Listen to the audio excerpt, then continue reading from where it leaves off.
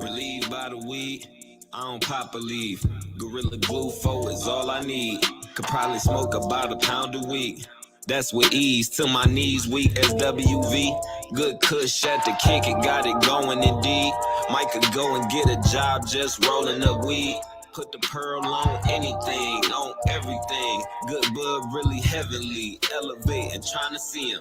If you ain't had, you know, cherry pie, then you better go and get some. If you ain't tried that blueberry kush, then you better go and get some. If you can't find you no good bud, then you need to go and get you some. If you can't find you no good bud, damn.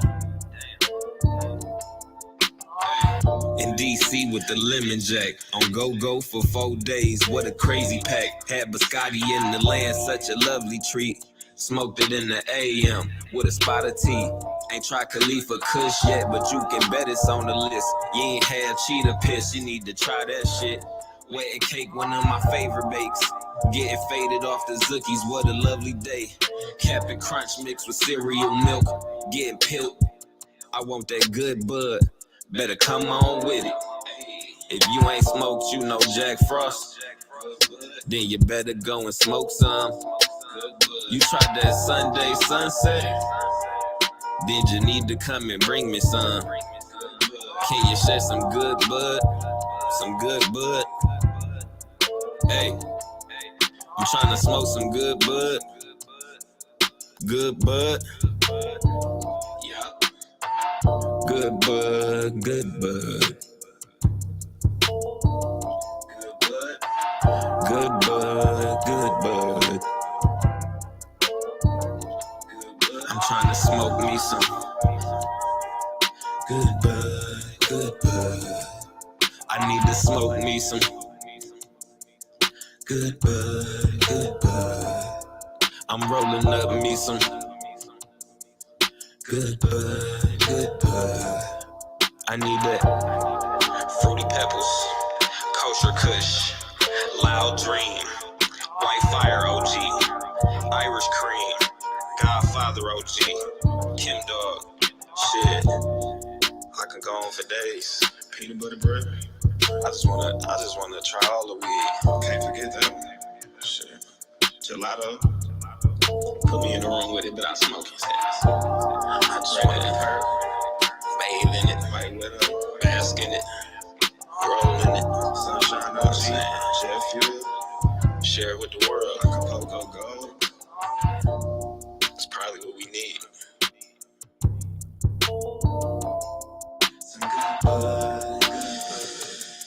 Chocolate tie, Panama red, Colombian gold, Kilimanjaro, lamb's bread, from Jamaica, man.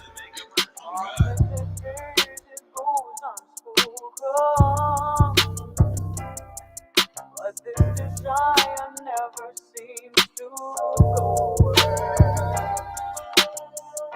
It's gonna take much more than hope to bring you close. I was feeling kind of down tonight. Psych! It's TimbukTuesday! What? TimbukTuesday! Huh?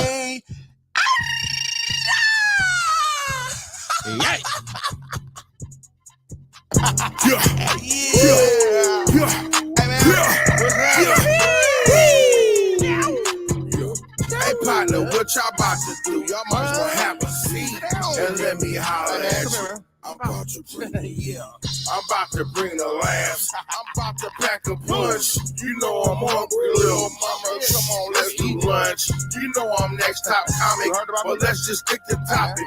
I'm Timbuktu, my people, and I'm not here to gossip.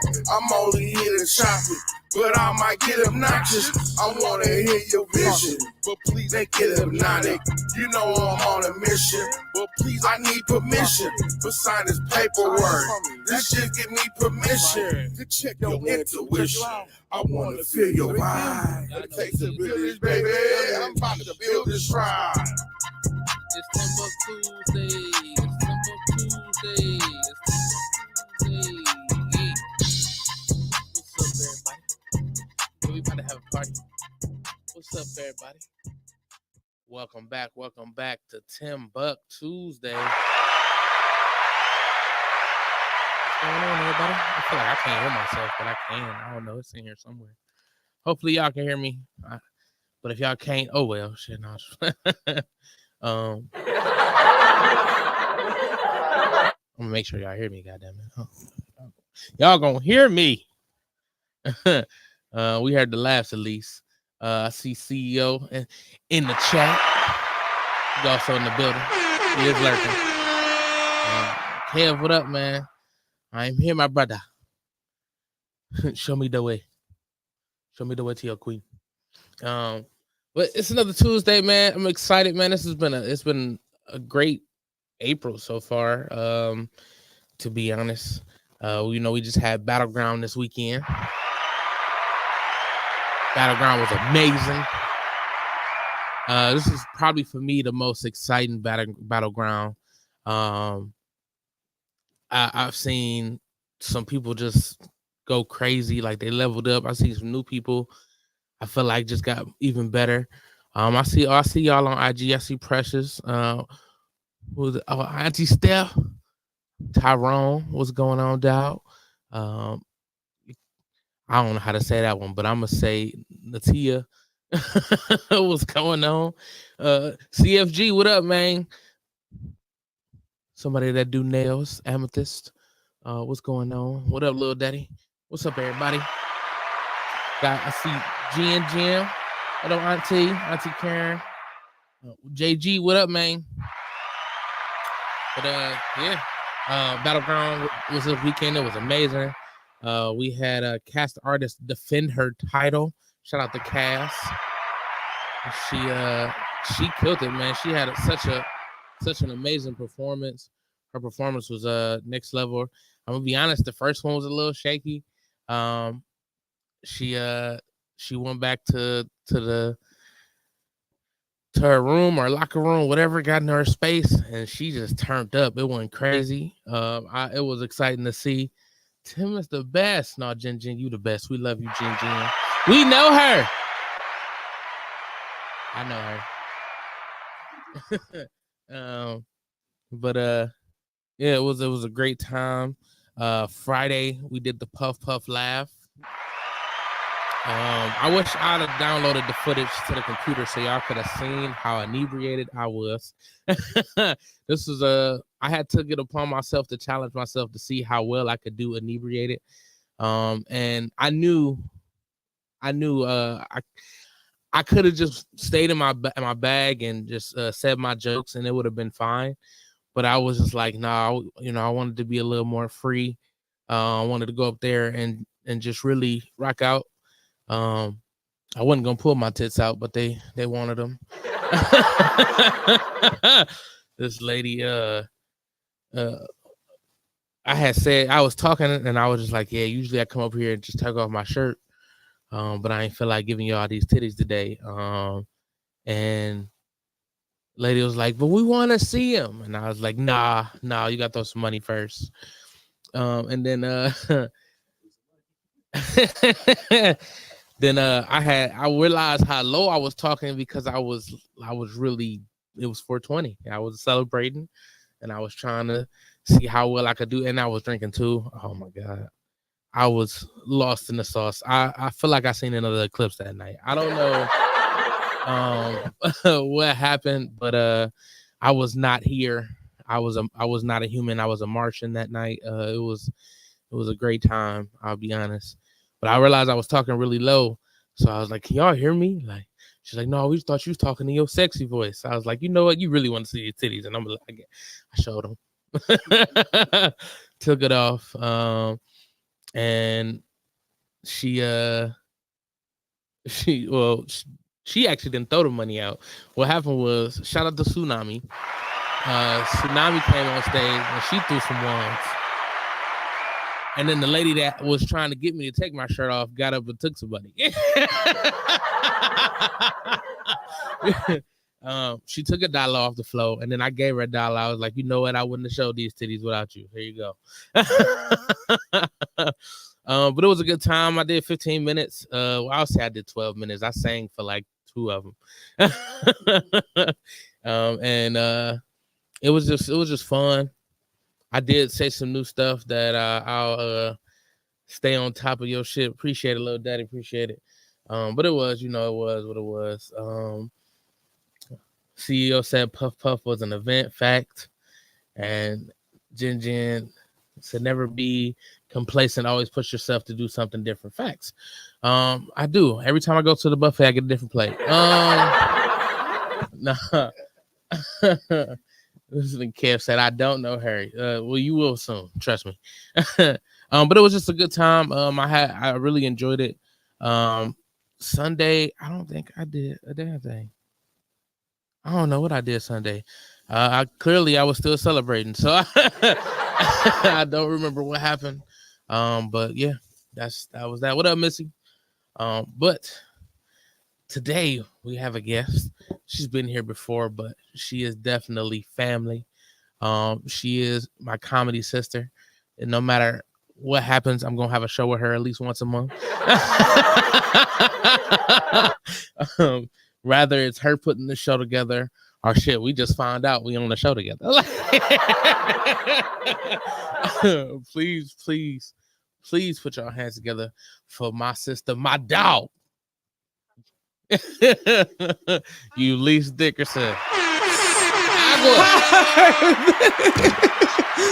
What's going on? Not much. I had to turn it. Hi y'all. Man, we literally just found out, like, going through flights, so we was on the same show. That's funny. Right, though. Well, we will actually go ahead and show that show.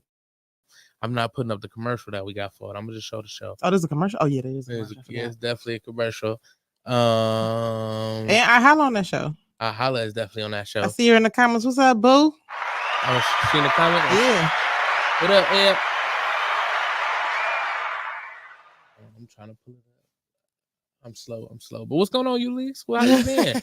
Man, I'm blessed, healthy, and wealthy. Straight from the trap to the lab. Yeah, boy. That's why I got on this jacket. I gotta cover up my daytime stuff. You know what I'm saying? They don't need to know. By day, I'm a superhero. By night, I'm a super freak. She's super freaky. Yeah.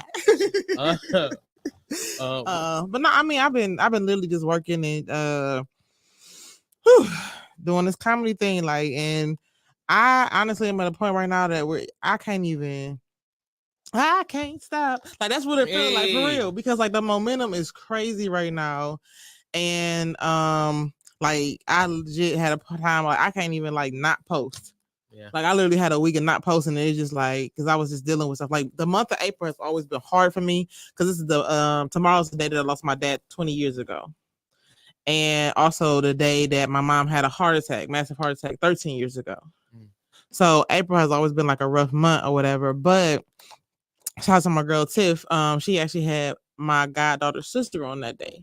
So I try to find a reason to celebrate. And, so many April birthdays that I know, and try to look at the positive. You know what I'm saying? Like my timeline been crazy, and I literally has been praying for like everybody around me because legit I scroll and it's like my one friend lost her grandfather and her father in the same week. Another like 3 people lost their parents and stuff like that, whatever. Like it's just been crazy for real. So I just know that past all this is gonna be some great blessings, and that's what I'm looking forward to. Because like it's always be a lot of random BS and a lot of like crazy stuff to happen right before your blessings. So yeah, that's true.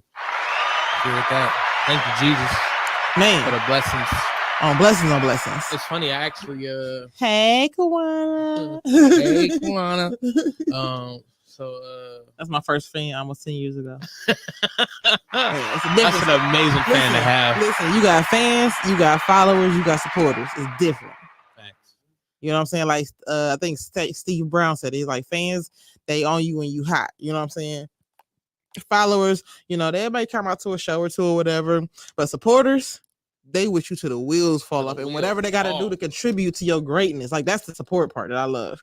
Whatever they got to do to contribute to your greatness, you know what I'm saying? Like she even asked me when I put out. Oh, speaking of, I'm shooting my comedy special tomorrow. Bobby's very own. It's my dad's little play on Drake's October very own. And that's tomorrow, Wednesday, at Africa Taste and Lounge. And I'm sorry if y'all just not finding out, although I put it out in January, but it is definitely sold out. There is no more tickets, no door sales. It is a wrap. If you got your tickets, God bless you. Thank you for the support. If you didn't, I don't know what to tell you. I really put the date out like January. Do you know? Because I'm looking at I'm really big on numbers, right? So I'm looking at it, and I'm literally looking at the list of guests, and I put the date out January 11th, 1/11. Last time I checked that post, it had 111 likes. No way. However, out of 111 likes, 21 is ticket holders. Wow. So that's good. Then I look at the other part of the list or whatever. It's less than 20 comics as ticket holders. That means you got people coming to see. And not just out of the ticket holders, I got 3 different cities that's gonna be in the building. I got people coming from Canton, coming from Columbus, Akron, of course, or whatever. You know what I'm saying? But like the Columbus part, like that's crazy. Like people coming from Columbus. That's dope. It feels good when it's like that too, though. Man, listen, I'm at the point right now where I ain't even getting really wrapped up in the details. I'm just sitting back and being observant. For sure. So where's it gonna be at again? Africa Taste and Lounge in Euclid off Mayfield. Sold out. Like I don't know what to tell y'all. I don't even know how to, like, it's gonna be a time, and it's gonna be some special announcements made at that show that literally the ticket holders gonna have first dibs on information. There's gonna be some big deals. Like I got doctors in the audience, like seriously, like some very real superheroes, as you say. Awesome. Thank you, one. But she was the first person to buy a ticket. She would have first dibs. Listen, she got her ticket ASAP. I literally picked up tickets. She was like, "I want mine now." She was not playing. She was. I need it. Drop it off. And we definitely gonna turn up. I hope y'all off the next day. Like I put out the day I was gonna do it, but I hope y'all smart to take off the next day because I am off that day and the next day. Just so y'all know, we are gonna have a time. I'm not going in early. I'm gonna have about 18 Red Bulls. It is gonna be amazing. Oh Jesus! I start work tomorrow, so I hope I ain't gotta go in the next day. Cause I'm gonna be trained. I'll be like Eulise. I be like. What the emoji is like? I'm gonna be like Eulise, y'all niggas hiring. First fan, first ticket. I hear that. Even my mama don't argue with her. How is mama? She doing well. She gonna be in the building. Although it's a evening for my dad, whatever, it's definitely an evening for her because I really thought I was gonna lose her a couple times. You know what I'm saying? These last 13 years, and so you know what I'm saying, the fact that she's still here, I want to definitely celebrate my mom, and it's Mother's Day coming up and everything like that. So trying to figure out where that screeching is coming from. It's the headphones. You got them too close to the mic. Oh, my bad. It's cool. I don't really need these. No. I just wear them to make them look good. So can I put them over here? You can put them over. You ain't gotta wear them. It was messing with my weave up anyway. Trying to make it look crazy out here. No. My 613 bust down. Don't do me. Middle part. That's funny. May I ask ask details about that night when that happened? Am I able to ask details about that night when it happened? When mom had to. So, man, God is a good one. So, she was working at the time, and she was going to the bank. She said she just wasn't feeling herself. You know what I'm saying? She was feeling real weird. She felt short of breath or whatever, and literally called the police, told them where she was, and they found her unresponsive in the car.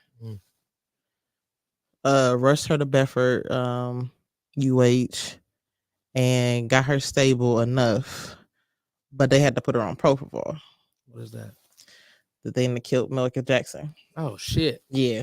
So as soon as I saw that, like I walked in the room and my mom has all these IVs. She's intubated, which means she's not breathing on her own. And she's handcuffed to the bed. Wow.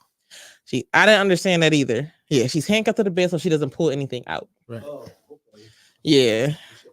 No, no. No, it makes sense. No. And so like a I reflex. literally spent 72 hours straight looking at her monitors. I did not go to sleep for 72 hours. It's not like you watch your booty either. Did not. I did not move. Yeah, Like literally, I like, you could know how tell. like in certain hospitals they had like the little, overnight pull-out bed or like Yeah. a little, no, I had a chair and an ottoman. I sat in and for 72 hours. Did not go home, because I had lost my dad at 17. Oh, yeah. And I always regretted being optimistic in the moment because my mom asked me if I wanted to stay that night. And I said, no, I'll see him tomorrow after my softball game. And that night I went home, and as a child or whatever, I don't know about nobody else, but you go through ups and downs financially. So it was a time where I used to actually sleep with my mom because my dad worked nights. And my dad would come home and shake my feet to wake me up so I can go sleep like another hour in my bed or whatever. And so that night when I went home from the hospital, I was laying across the bed and my upper body was across my mom's side and my lower body was across my dad's. Now, my parents had this nice custom bed. You can't tell me nothing different. Like, it was a full wood frame, had 4 posts with a mirror. Yeah, a mirror canopy. Oh yeah, it was custom. Listen, mirror canopy. Like the headboard had cabinets and all those spaces or whatever, like a little chest in the middle, and it had like this little space right below the chest with like a little secret part where my dad kept his gun, right? So I'm laying across the bed and I feel my foot go up in the air and drop against the bed. I'm like, what the fuck? So I feel it again. I'm like, okay, my mom is at the hospital. I don't even know if my sister got back or not, whatever. Like, what the fuck is going on? So I popped a little part in the compartment, got my dad's gun, walked my whole house. Nobody's there. Like about 2 hours later, I wake up to my mom saying, yeah, he gone and this and this and that. And I like, wake up, I tore the freaking house up. I punched a hole in the wall. Like I went ballistic. Like I was inconsolable on so many levels. I can imagine. And what's up, KT? Hey y'all.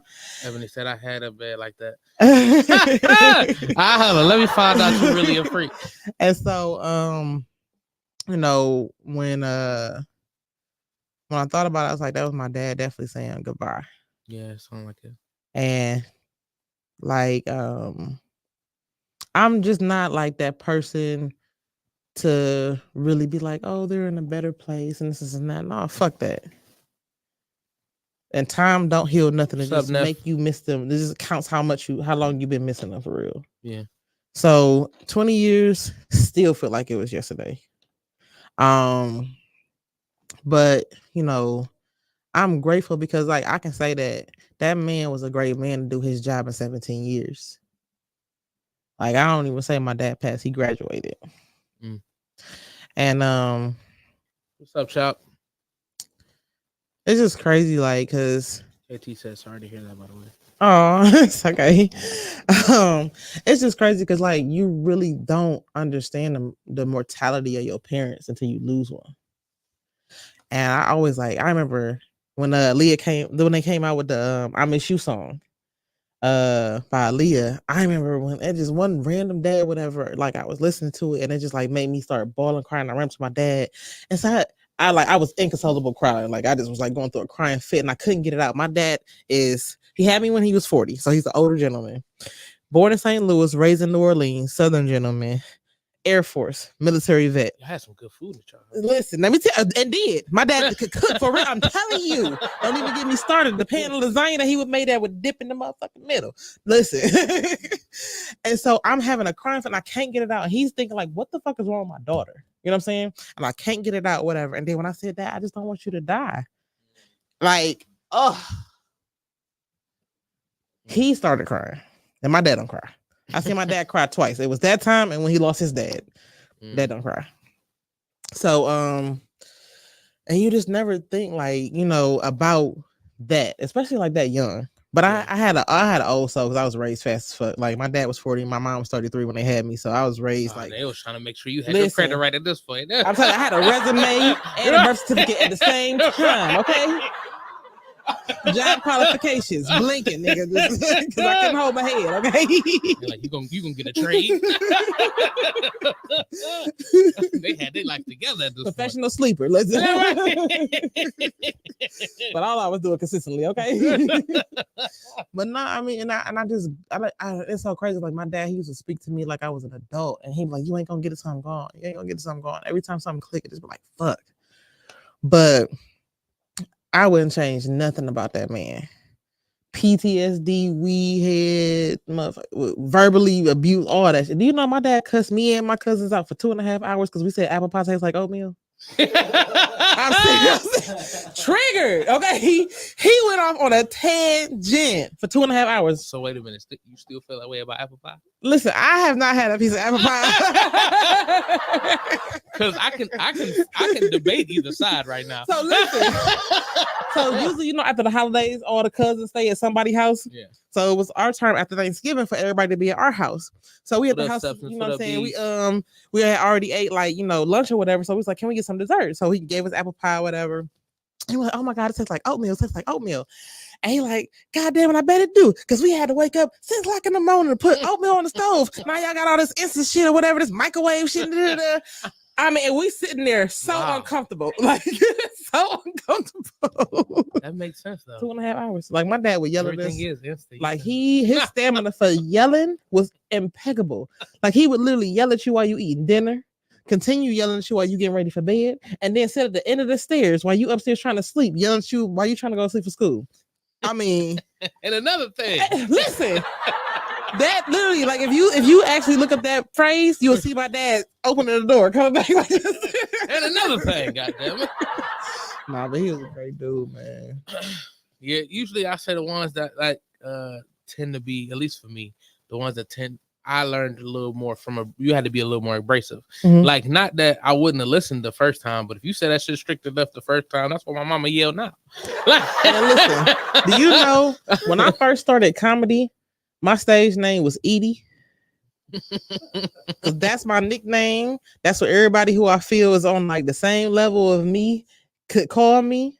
Because when I hear Eulise Dickerson, if y'all knew my middle name, I feel like I was in trouble. Like, that's why I don't like my middle name is Rumpelstiltskin. Okay, like that's the level of security I have. Okay? I'm about to save you in my phone as Rumpelstiltskin. Let's do it. Do it. You don't even understand. No, you agua. That part. But sure, I even got this one joke or whatever where I was like, he said, my full government, Eulise Beyonce Dickerson. You'll never know. Fuck that. I don't blame you because I ain't even got no middle name. So my mama just say the full. She don't even say the full name. She just say Timothy, and that's enough for me. That's enough. It's so crazy. Like, these kids don't even know what that stern tone, tight lips, squint eye feel like coming from a parental. Stop you in your tracks. That look don't mean nothing now. No. They be trying to go viral for the wrong reasons. For the wrong reasons. Yeah, nah, my mama, oof. Hey, auntie. My auntie just tuned in. And she Capricorn like your ass. Oh, don't even start. What's up, LJ? Y'all got like I gotta yell at you anyway syndrome. I don't know. No, because you know what? I say like this. Until actions and behavior change, we don't think you understand what the fuck we telling you. Like, okay, I get it. It ain't enough. Like, I don't even care if I told you don't do that again. I need you to do it again, not do it the way you did it the first time I had to tell you not to do the shit. That's what we need. And we try to fix it. We be like, all right, I heard you. Fix it the first time I told you. And then y'all just yelling for no reason. I'm like, I did exactly what you asked me to do. Like, because you know what's so crazy? That yelling, the rest of it, like, we get the first part out, but the rest of it is us not trying to put our hands on y'all. If you only knew. I know, I actually believe it. Listen, because once we start talking, once we start, the worst thing you could do it is be in front of and an arm's length away from a Capricorn you done just pissed off. B said, hey, not too much on the Capricorn. I forgot she won too. Yeah, nah. Right. I gotta realize, I'm raised by one. I understand. Like, I probably know y'all better than y'all think I know y'all. Like, y'all. No, you crazy. don't understand, bro. My best friend is a Capricorn. Agua Capricorn. Agua Capricorn. Kawana Capricorn. Kawana Bees. Listen. There's so many Capricorn. Capricorns run this. That's the reason why I love Kawana. I knew it was just the goddamn Capricorns. You can't start it in the year without us, and we already born the GOAT. Greatest of all time, baby. And what? Hey, Curry, goat. Curry goat. Yeah. I'm Aries. Yeah, but You just hard headed with no purpose. Okay. I can't wait to the Mother's Day show. Because I'm talking about my mother heavy. Mama. What up, LJ? You say what? You gotta leave from there, right? Yeah, for sure. Okay, we just make No, I mean, but she gonna love me by the end of the show. Okay. but that's what I be saying to her, like, you know, when like she do. First off, you gotta let a mom, and then when it's a Capricorn mom, it's like a whole different world. Like, they really already feel like they are the GOAT. So when they made you, they your GOAT regardless. That part. That part. Now you seeing it. Now you getting it. Oh yeah, Chopper's a Capricorn too. Yeah. Kids were slaves. That's what I was told. Kids were created to be slaves. So I have to do whatever she tells me to do. Go get that goddamn remote. No, at least it made sense because she probably was off of work, had her feet kicked up. She sat down without getting it first. That made sense. No, my dad, my father, if you will, would come in the kitchen while I'm washing dishes, look in the refrigerator to see what he wanted, go back in his room, wait about 2 to 1 minute to yell at me to come in there and bring him what he just had his eyes on. That's hilarious. What Tamika? I'm telling you, it aggravated my soul so much. I would never ask somebody to do something that I can do myself. And that's like on everybody, like man, woman, boy, or girl. Until one time I got off of work. Kawana said, you can try to carry us or curry us, but we already curry ourselves accordingly. see, punny. But one time after work or whatever, I did ask my nephew to bring my charger. It was bad. It was bad. I was tired. I get it. No, that'd be. I think that I would be scared of that. Like you looked in the refrigerator, see what you want, and then tell me to get it. Yeah, diabolical. No, that's nuts. That's nuts. No, my mama be wanting to do shit for herself anyway. She can't sit down. No, for real bad. She cannot sit down. Like, listen, I was fighting to stand. Was like, no, I'm good to drive. Yeah, nah. Like, it feels weird, but you know what's so crazy? Like, that's the one thing about Capricorns, for real. Like, we have such a given spirit, given nature. Nurturing. Like, seriously, Nurturing. yes, that it feels weird to receive anything. Like, it's awkward. Except for some eggplant emoji, but it's just weird to receive. I don't want to think about that. We talking about Capricorns and my mama one, and you talking about eggplants. Oh my god! How you got here? Nah, how you got here? I got many stories. Trust me, I know. Listen, that produce was so strong. She produced the produce. Okay. So, dink on the beat. First of all, I know how crazy it is. Because of my mama, I believe in pussycraft. If you don't know what pussycraft is when the pussy is so good it can influence you to do anything. Mostly claim her kids. And I know that because I almost got claimed. I ain't almost get claimed. Actually, I did. It was crazy. So I know I'm gonna have to talk to your mama about this this skill set. I think it runs in the Capricorn lineage. Yeah. I would agree. I just know a lot of Capricorns that seem to perform it because they were like, damn, they took you and your whole family. Like, no. Listen, I'm telling you right now, I know some man. I'm surprised I ain't got a freaking village. B said, "Not me. Shit, I need reciprocation. I mean, reciprocity. What? Yeah, that's what that is. Oh, I am not getting no comments. This is the IG because we on IG now. You got dual. Okay. Yeah. You can't really see it, but if you go on the if you go to the IG live, you can see the comments from the IG live. So I got to toggle back and forth. Unfortunately, You weird. Thank you. Said thank you immediately. It's a compliment. Shit, that means I'm different. I ain't the same as these other niggas. For sure. You're right. She said I have no comment. You performing Pussycraft, Koala? Man. I believe it. Levels. I could tell by her hugs. Listen. She pull you in. Oh my God.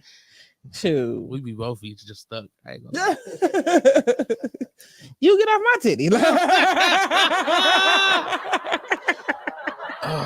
She could probably tell you how faded I was Friday. Man. Oh my God. I was having a whole conversation with somebody looking down. Listen, you was looking like a Call of Duty person for the first time? Like you was just like That's so funny. I couldn't. I didn't. I knew where I was. Like I was conscious, but I was just trying to get my bearings. I'm like, I am just here. Like I was present, but not present. So everything was like glowworm behind you. Like it was just. I wasn't even looking at anything. Like everything was blurry. I'm gonna say everything was just like blurry. Like because I didn't know where I was looking. You know that meme where the kid's drinking a Pedialyte, and she's like, "Why are you drinking Pedialyte?" He's like, "I need it." She said, "Use both eyes." That's literally how I felt. She said he was higher than Spirit Jet. Yeah, that's hilarious. What's going on, Stilts? Yeah, no, it was wild. But it was a great time. It was a great time. I enjoyed it. I definitely enjoyed it. That's what's up. So, with that day being so, the 24th being so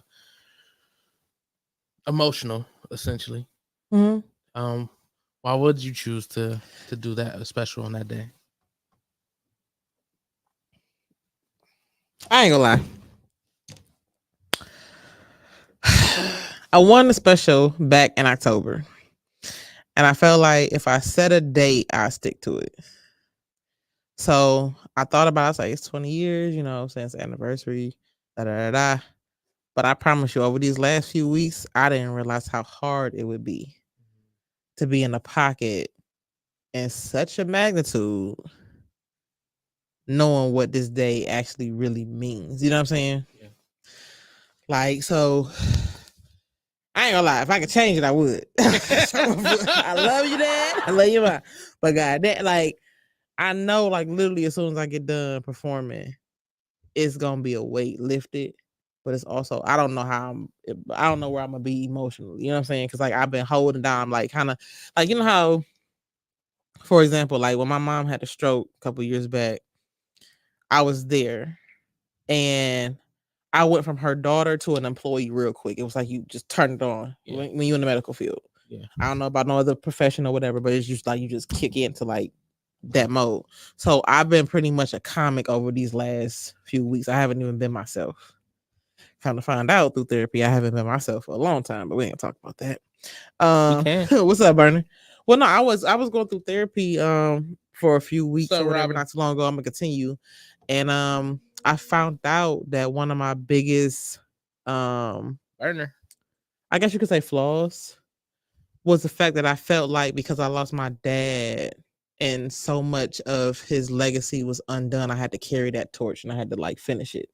So it didn't click until that was said to me, like how I talk to people. Like I talk very stern, especially if I'm like excited or emotional, angry. Like I talk with my hands like that, whatever. Like I can come off very abrasive, kind of like how he was. And then like certain ways, like and another thing, man, listen. But as a Capricorn, I'm telling you right now, We don't open our mouth unless we 99.9999% right, because we don't like to backpedal on what the fuck we say. We stand on business with the original people who stood on business. 4 hooves. So why you think you see goats standing on this much ledge? Nigga, we been standing on business, okay? This much. That's all we need, and business will be stood upon, okay? But no, I mean, like that was one of the like I really have been the most Eulise in 2024 than I have been in the last like 20 years for real. And it's a scary thing because like even when I was I used to travel for my job, whatever, and when the first time I was away on contract, whatever, I realized like I didn't have my mom to take care of. Nobody was reaching out to me for stuff or whatever, and it was just me. I didn't know what to do with myself. Like that would like broke me. Like I had been neglecting myself so much that I didn't even know what to do on my first off day on contract. Oh, it's crazy. Something like that, I could definitely see how you would end up being like kind of like stern, like you said. You laughing at thirst? Yeah. He said, "What kind of weed or fish smoke seaweed?" That's funny. I think it's a dad joke for sure. I like that one, and I like the one where they sitting on the lake and they like not laughing at their dad jokes. Like, well, it was apparent. And then they sit there, right? I mean, when they say like you a real one, like you got like, is you real or you just putting on the performance? You know what I'm saying? Like, do you? And I say this all the time. Whatever. Do you read the temperature of the room or do you set it? So I used to read it, and I'm gonna be honest, like I used to think I had to ride the temperature essentially, not necessarily follow the temperature, but adjust to it. And then I realized, nigga, I'm hot. Let me turn this AC on. Like and especially as someone like us, like being stand-up comedians, a lot of times we have to do that if we want to get our point across. Versus like if you go in and you trying to be somebody else, essentially, you don't know what type of result you're gonna get. Mm-hmm. Whereas if you going in being you know what result you're gonna get. Like regardless, and really it doesn't even matter with the result, because if you don't like it, oh well, this is who I am. This is what my jokes are supposed to be. And it was funny because at the grog shop, no, not the grog, the Puff Puff Laugh show. Mm-hmm.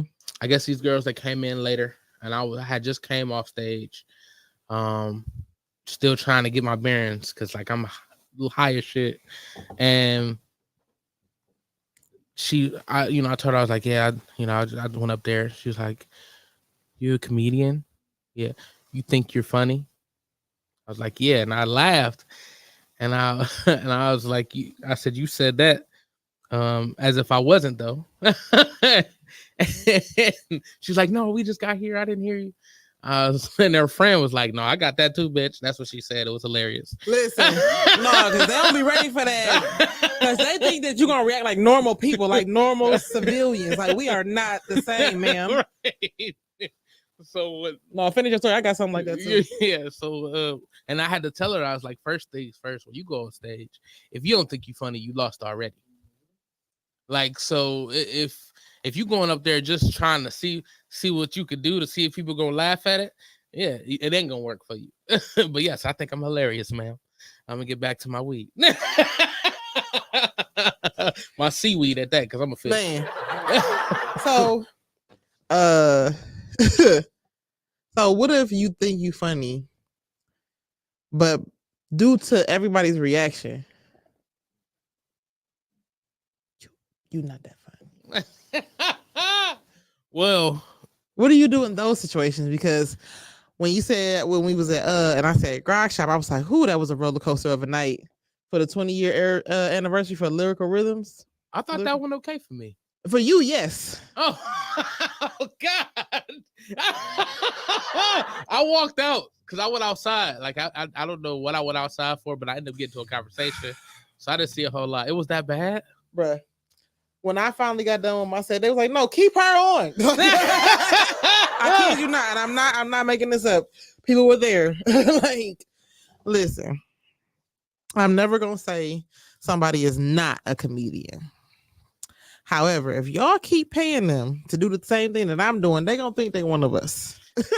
Like, so I'ma just like Who was there that night? I don't know who was there.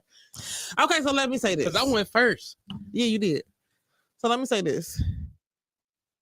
If you are not getting, because comedy, however y'all want to place it, is a one-man show. However, it does ride a certain wave of exchanges. So when I say something, I should get a ha.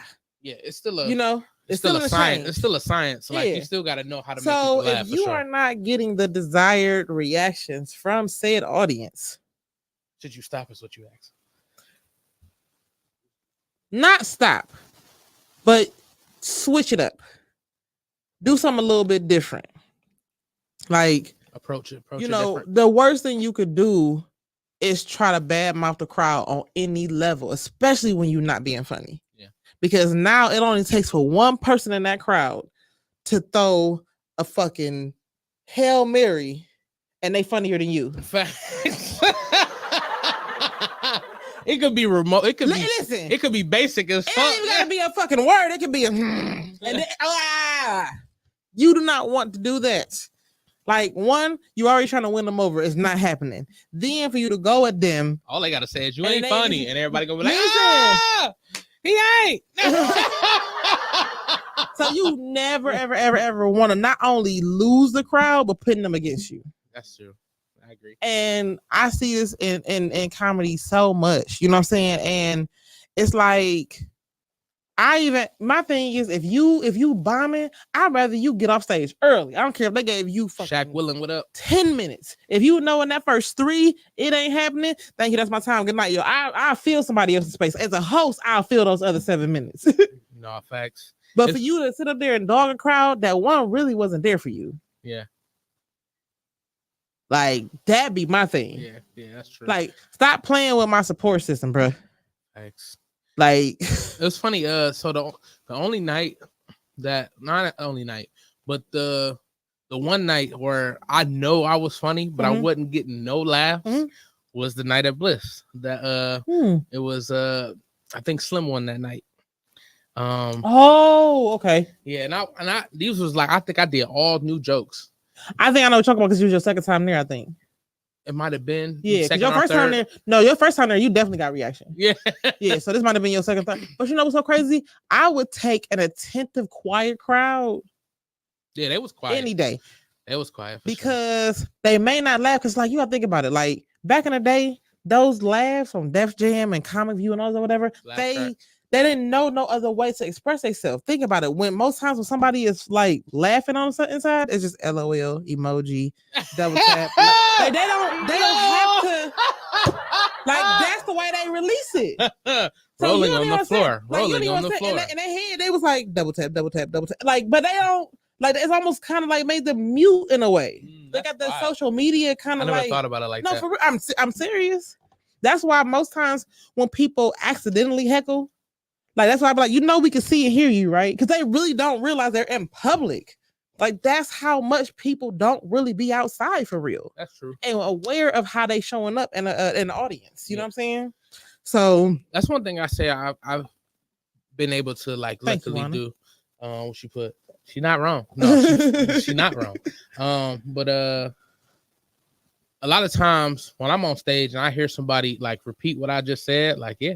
Like, you know, I'm going off of, you know, because I know that's what I do. If somebody says something funny, I'm like, oh my God, like, and say what they just said, like, or say that is crazy. You know, that's really the saying right now. Like, everything is like Capricorns is crazy type shit. Not that's why it's wild. Yeah. Type shit. Yeah. Right. So and then think about it, like the low energy TikToks is a trend. Like, just doing the bare minimalism is a fucking trend. Yeah, it's wild.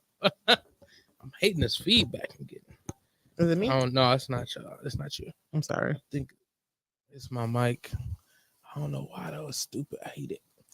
And y'all, I got a spider bite right here, so I keep touching my face. I'm trying not to mess with it, but a spider wanted to kiss me in the mouth, and I said no, so it bit me in the face.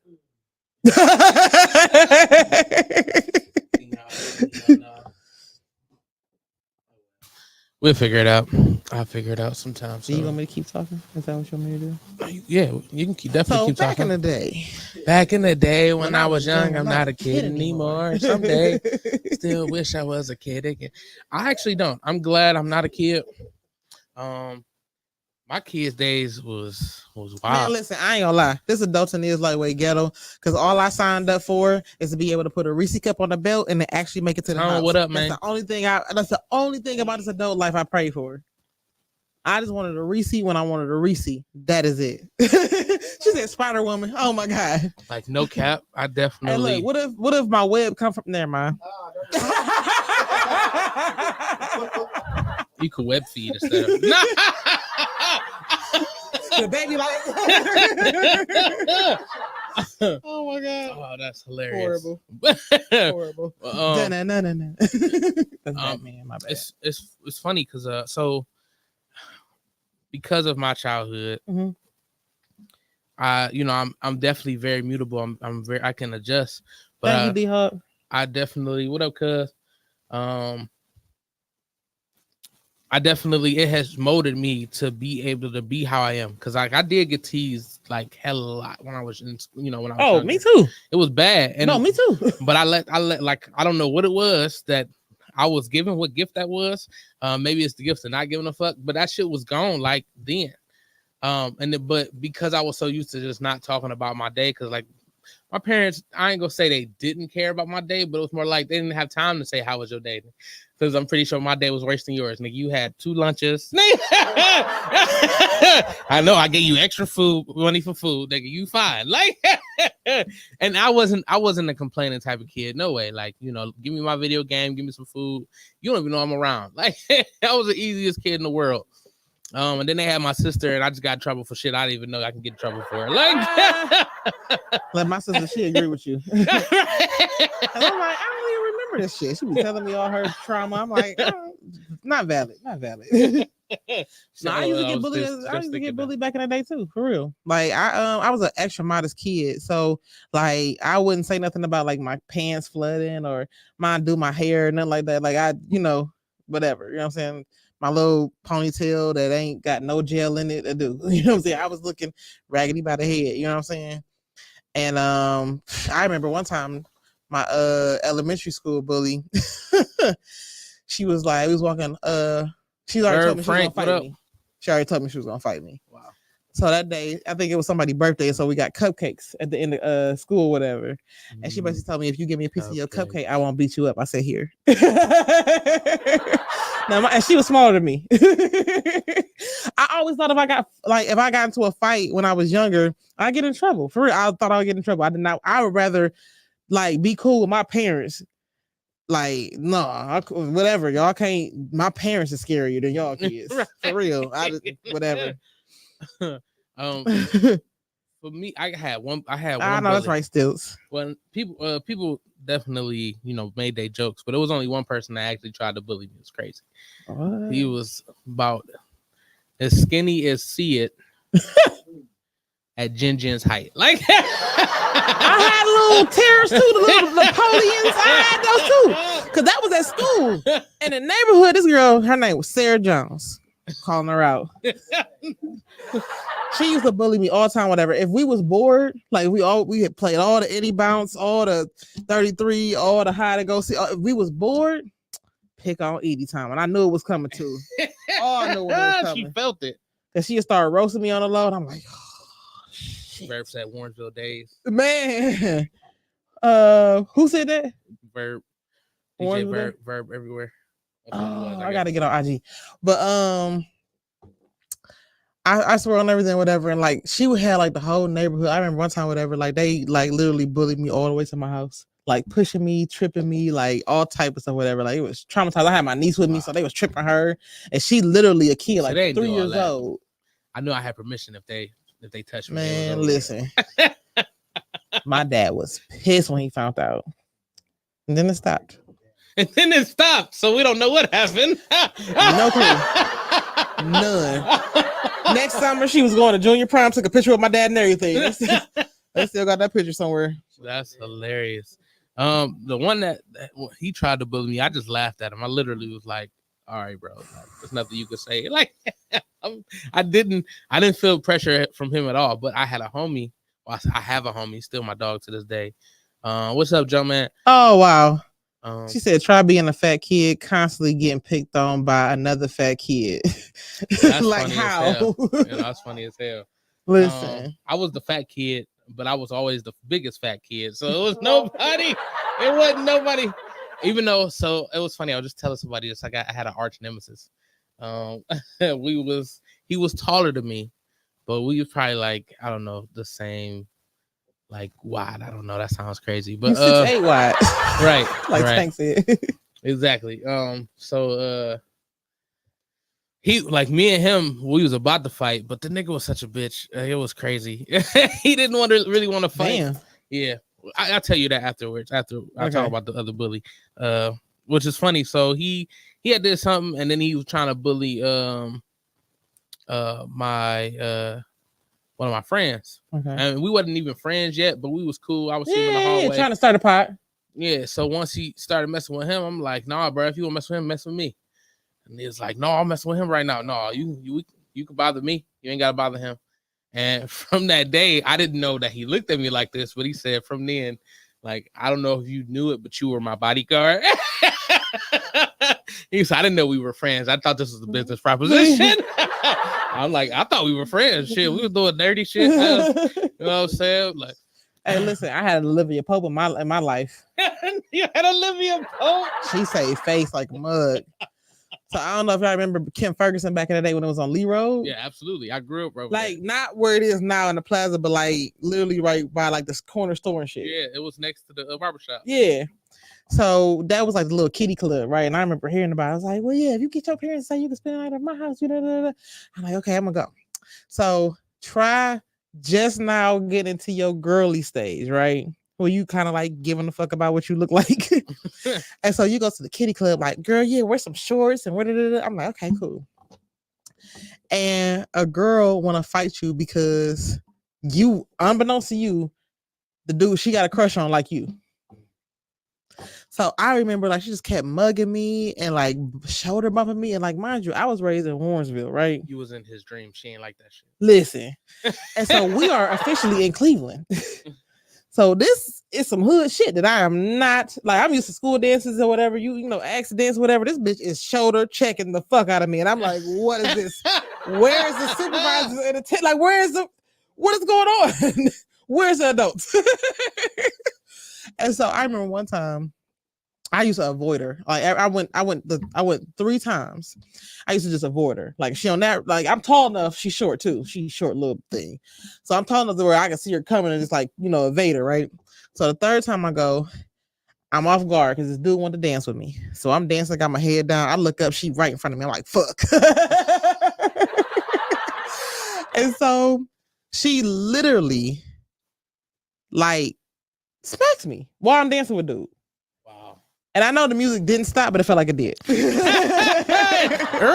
at that point, everybody is looking like, and so I storm out of the little dance area into the hallway or whatever. My friends follow me. They like, why you ain't hit her back? Whatever. We had your back.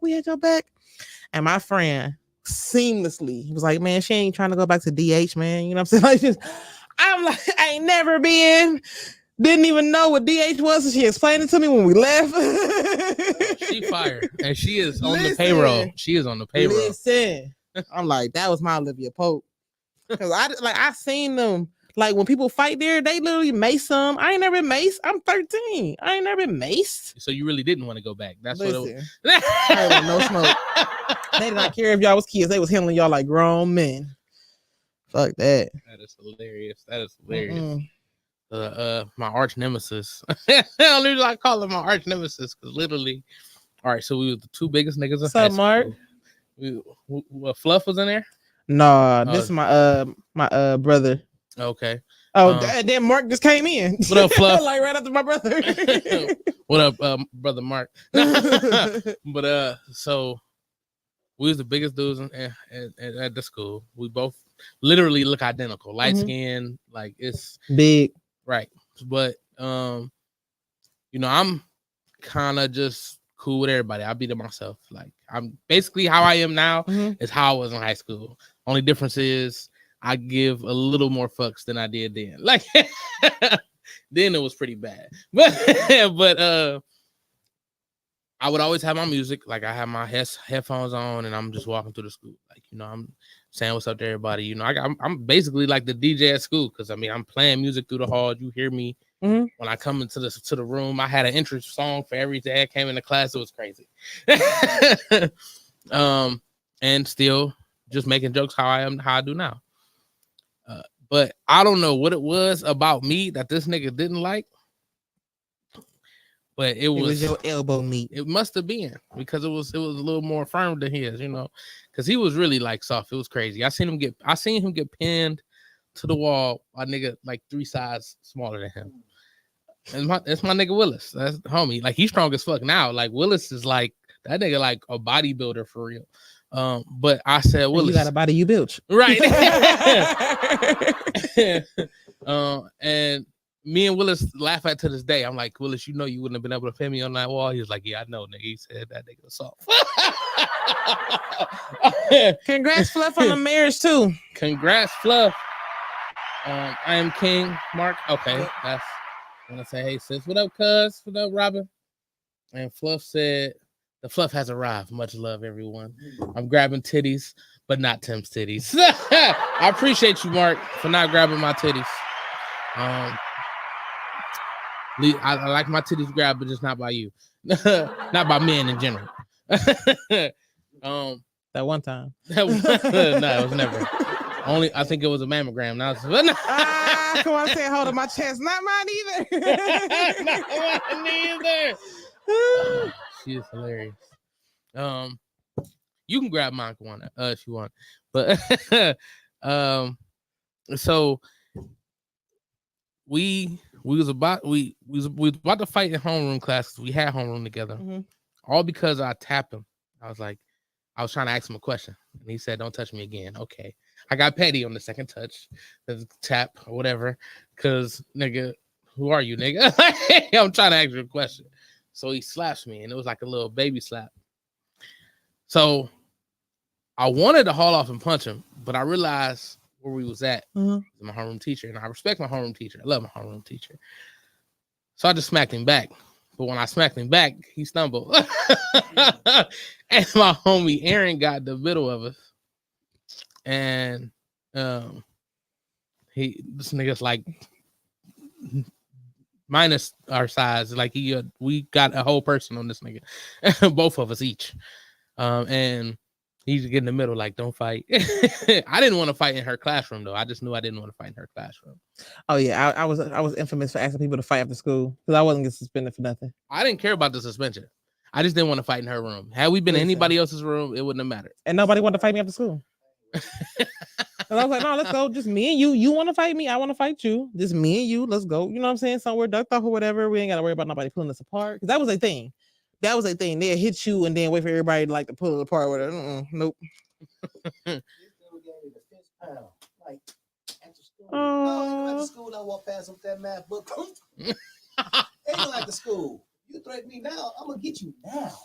And it was just funny that whole moment. Because soon as after we went to the next class. As soon as I got out the next classroom, you was about to fight. I was about to fight. They was like, we had bets on who was gonna win. Nigga, I was dying. I'm like, yeah. I mean, I was like that nigga's a bitch. That nigga's a bitch. But it was funny because I kept running into him until after high school. Like it kept like different scenarios, and they was all with like women. So I was like, I felt like this nigga was Gary in Pokemon. Like I keep finding this nigga. Like, why? He keep coming back. But I have no, obviously I ain't got no animosity to him. Like that was high school. I don't give a fuck. But it was just wild. Like this nigga kept popping up afterwards. Do I got any high school beef that I still settle now? I did. Probably with my coaches. What's up, Laylo? What up, Swale? I ain't seen that nigga in a minute. What up, Lisa? Probably with my coaches because they didn't put me in the newspaper when I had a triple double against Shaw for the LEL championships my senior year. That shit pissed me off. I was the only one that you ever coached with a triple double, and you ain't put that shit in the newspaper. I should fuck you up. Still mad about that shit. So what you gonna do for the end of beef? Then I was mad. How you gonna end that beef? I just want to know how you gonna end the beef. How I would end the beef? Yeah. Not tell her her husband the truth. What's the truth? Let me stop. Because it was just rumors. We don't know the truth. It's just like that baby was extra light skinned and had 2 chocolate parents, is all I'm saying. Oh, that truth sound crazy. I know, right? That truth sound crazy. Last time you was here with my cousin. Shout out DJ B Young. We was going in about the women versus men. Yeah, debacle. Oh my god, that was definitely a but crazy conversation. Okay, so look, I understand that it was so crazy. Like we actually got to a place of understanding to where I get it. Like when he said you can't raise a man on any level. Coach weak as fuck for that. She said. Thank you, Coach. Thank you. You can't raise a man on any level. All you can do is cultivate an environment to which it motivates him to, kind of grow up. Because we were talking about like single mothers and everything like that or whatever. And then when he said that, I said that makes sense because like, as women, when we date, we do have a nurturing spirit by nature to where we do try to like continue raising a man that we feel is not fully developed. You know what I'm saying? But you can't raise a man at no age. All you can do is hope that he'll want to do it on his own. I agree with that. And it was my thing that was pissing me off is the fact that he tried to still put it on women as it being our fault. But I don't understand. If you're supposed to be leaders, you can't be leaders and victims. Okay. So if you're supposed to lead, how is it that you don't have enough self-control and self-discipline to say no to the cooch?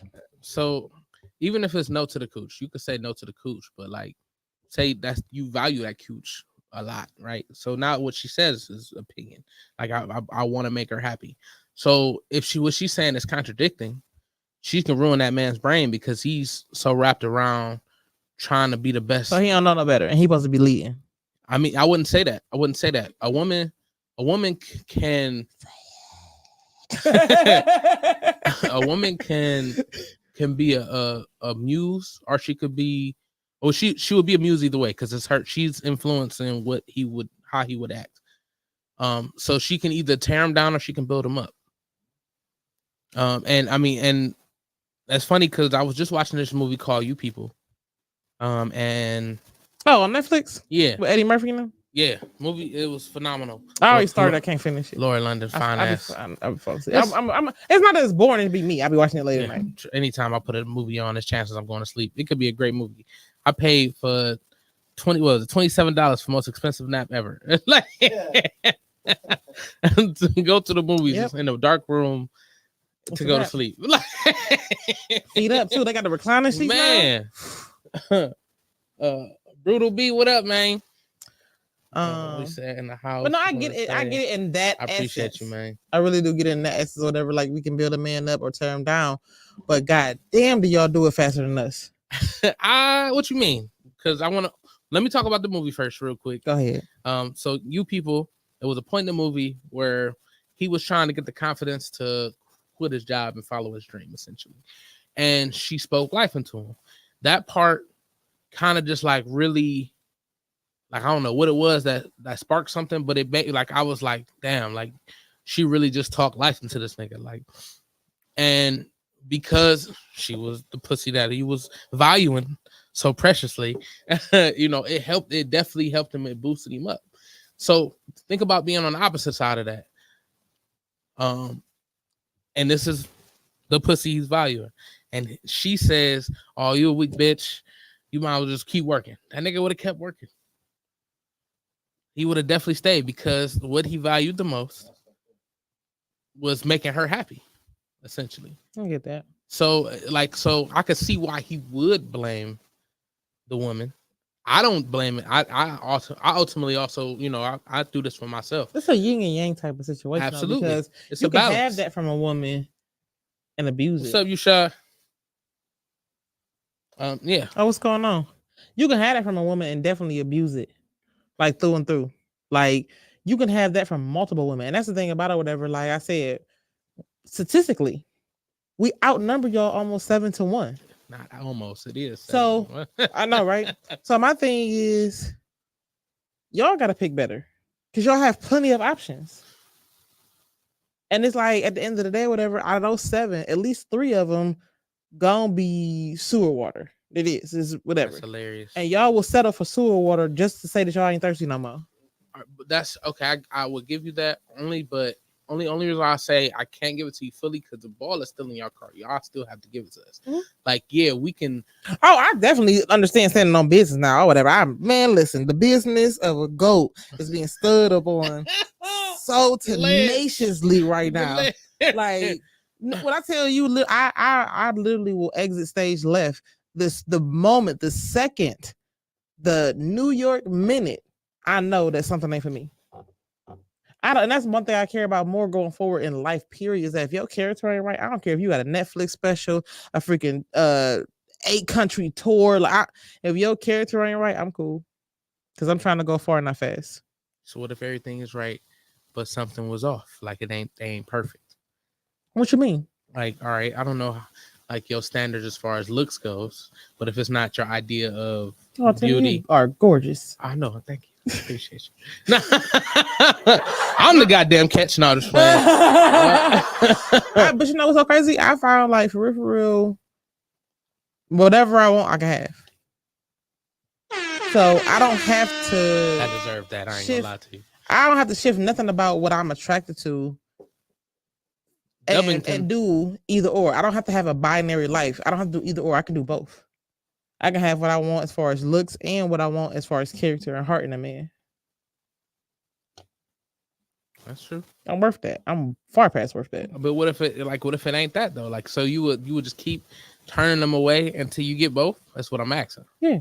Walt Disney. She said, yeah. It was so easy. It was effortless. Listen, yes. Walt Disney asked 301 banks for a loan to make the first ever theme park, which is now Disney World.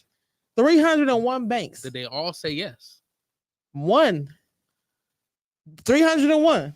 I don't mean it wasn't perfect. That was the only one that said yes. You got to kiss a lot of frogs, ladies. You got to kiss a lot. Listen, and the thing about it is, whatever, you're going to have to deal with raw materials. You're not going to see the person that you're looking for right away. Because God will always give you raw materials and see if what you want. Like if you want a table, okay, here's some wood and nails. Capricorns, Kwana say Capricorns don't play about our time. Time equals money, pimping. That part. She ain't say pimping. I added that. But no, like for real, whatever. Like you won't see. Congrats. And that's not even just like in life, period. You won't see the blessing when it arrives because you have to do some assembly. Seriously, that's dope. But I thought they come completed. The ones that you asked them. You attract what you are. You attract what you're ready for. So look at yourself first and see, are you put together for the version of the blessing you asked for? Because I ain't gonna lie, I'm a little messy. And I attracted some mess. And I looked at myself, whatever, this ain't my best me, so therefore I'm not gonna get the best version of the blessing I'm asking for. You know what I'm saying? So it's just like you gotta really go inward, whatever, sometimes, and God will never give you more than what you can manage. Like, so you can't sit up there and ask, like, for example, a lot of stuff is happening for me right now. I can't ask for the opportunities to be on shows that pay me, along with, you know what I'm saying, specials, along with touring, but I work a regular 9 to 5 day. I have to manage the shows I'm getting booked for first. Then I have to manage the specials that I'm saying yes to. Then I have to manage, you know what I'm saying? Like, you grow with what you're asking for. And the blessing ain't just like a point of arrival. It literally will develop right in front of your fucking face. Like, you may have asked for, you know what I'm saying, something as small as this, whatever. By the time you realize, you look up, because you've managed it well, you got a full garden. And all you asked was for a rose. What if you get a full garden, but you don't get that rose? Then cultivate it. Because you have the products. If you have a full garden, you have the resources, you have the opportunity in front of you. Cultivate the rose you're looking for. That's true. That's fair. I don't disagree with that. However, what if you think you're doing everything right, to grow that rose, and you growing everything but roses. Are you gonna eventually pick that tulip? Are you gonna, you know what? I like these collards right here. I'm gonna just go ahead and eat these. Well, you know, there is a parable about seed and fruit in the Bible. You should know a tree by its fruit. If the fruit is giving you bad, like if the tree is giving you bad fruit, do you continue to eat off of it and hope you get better? No. Like the wine skin, you don't put fresh wine in old wine skins, nor do you take a new wine skin and put old wine in it. Everything has to be of new to be of quality and flourish. I agree. And definitely be careful what you ask for. Yeah, he definitely put that in. No, seriously, like, and be ready. Shit, girls. No, listen, and definitely be ready, because I was not ready for a lot of stuff I asked for. It was like, whoa, okay, you're right. I asked for this. Sometimes this is what I asked for. And then you know what? God is petty, because I promise you, this is what you asked for. My one of my boyfriends, I had been saying for the longest when I had got, you know, what I'm saying, kind of grown. I said, oh, I want to be tall, light skin with braids, tall, light skin with braids, tall, light skin with braids. And literally, that was all he was tall, light skin with braids. Nothing the fuck else. So now I was like, let me get more specific. But also, don't come to God as if you don't know who the fuck you talking to. Because think about it, like, if you, I don't know if you a parent, you know what I'm saying? I mean, everybody has sometimes like a child that they are taking care of. And the child coming, you telling that you're hungry. You know how to feed a child. You've done it plenty of times. You feed yourself. But think about that child stressed, pacing. Like, I don't know where I'm gonna get food from. Nigga, you see me cooking. But they are literally, they are crying, they are hysterical, they are going through, they are mostly distraught. And you are literally plating the food. Like, that's how sometimes we act with God. Like, come to him as if you already know he's gonna do it. Remember who you talking to. Well, okay. Because I actually battle with this myself, I guess. Okay. How do I know I deserve it? Did you see it? Regardless if I'm asking for it. Did you see it? What do you mean? What you asked for? Did you see it? I don't normally talk to him like that. Ask him. I've been saying thank you just for what I got, to be honest. I haven't really. You've already received something, you don't feel deserving of it. That's on you, bro. No, like, that's just that's the thing. No, I can get that. I get that. You know, that's what I said. I'm working on that. And I actually, but that's the reason why he doesn't neglect you, but he gives you what you have been showing him to manage. He definitely wants to open the floodgate on a lot of stuff for you, but he only gives you what you have been shown to manage. But if he said, you hold on, wait a minute, go back, because I didn't heard you got to be ready for what he give you, and if you ain't ready, like, you just dropped the ball. So he could have gave it to me, and I couldn't manage it. Okay, help me. I'm just trying. You know how catch go. You throw it again. You throw it again. Like, eventually, I dropped this one. Listen. Let me try it again. He is an on-time guy. My God is an awesome guy. He reigns. And his he does not run out. You dropped it, he got another one. Like, think about how many missed opportunities you had in life. Yet you have had so many great ones that you stuck the landing on. That's fair. And I actually did just go through like the other day when I like, nigga, you are on radio with your hair in a ponytail. I met you. You had less hair on your head than on your chin, nigga. You got a ponytail. And them sides tapered like a mother. Look at that, just blended. Go see my dog Saved by the Bell. He had Lyrics Barbershop in Bedford, right on the Bedford downtown Bedford, right next to some record store. I don't know the name of the place, but it's right across the street from the Mexican spot. It's a U.S. Bank over there. It's a nice spot. Go over there. It's my dog. He got me together. But then, you know what? You always gotta think about this too.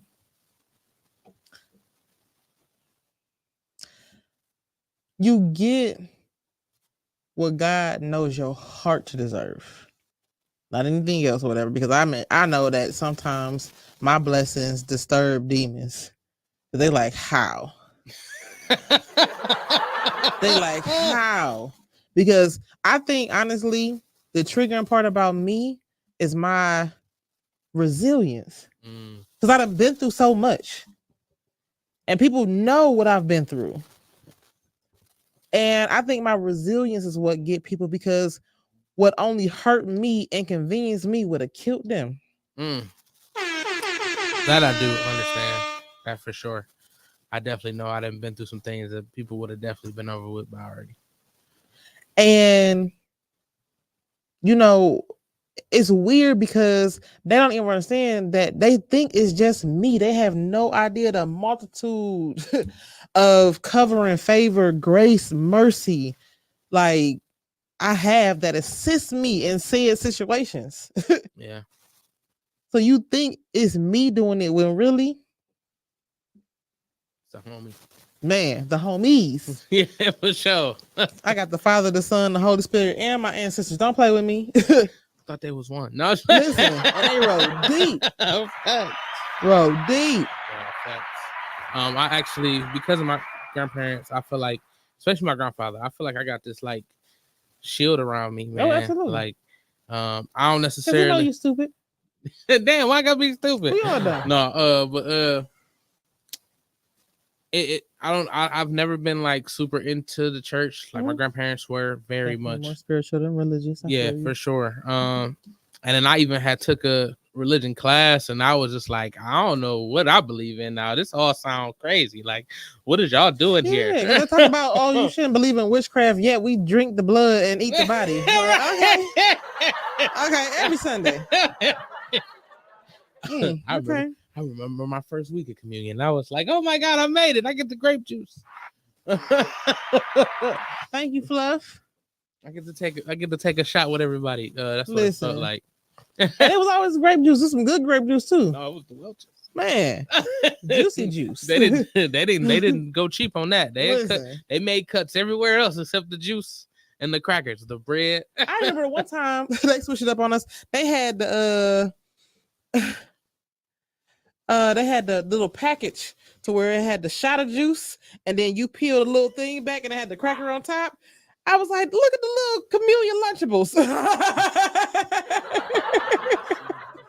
I said somebody was tired the last month. Communion Lunchables is crazy. Communion Lunchables are crazy.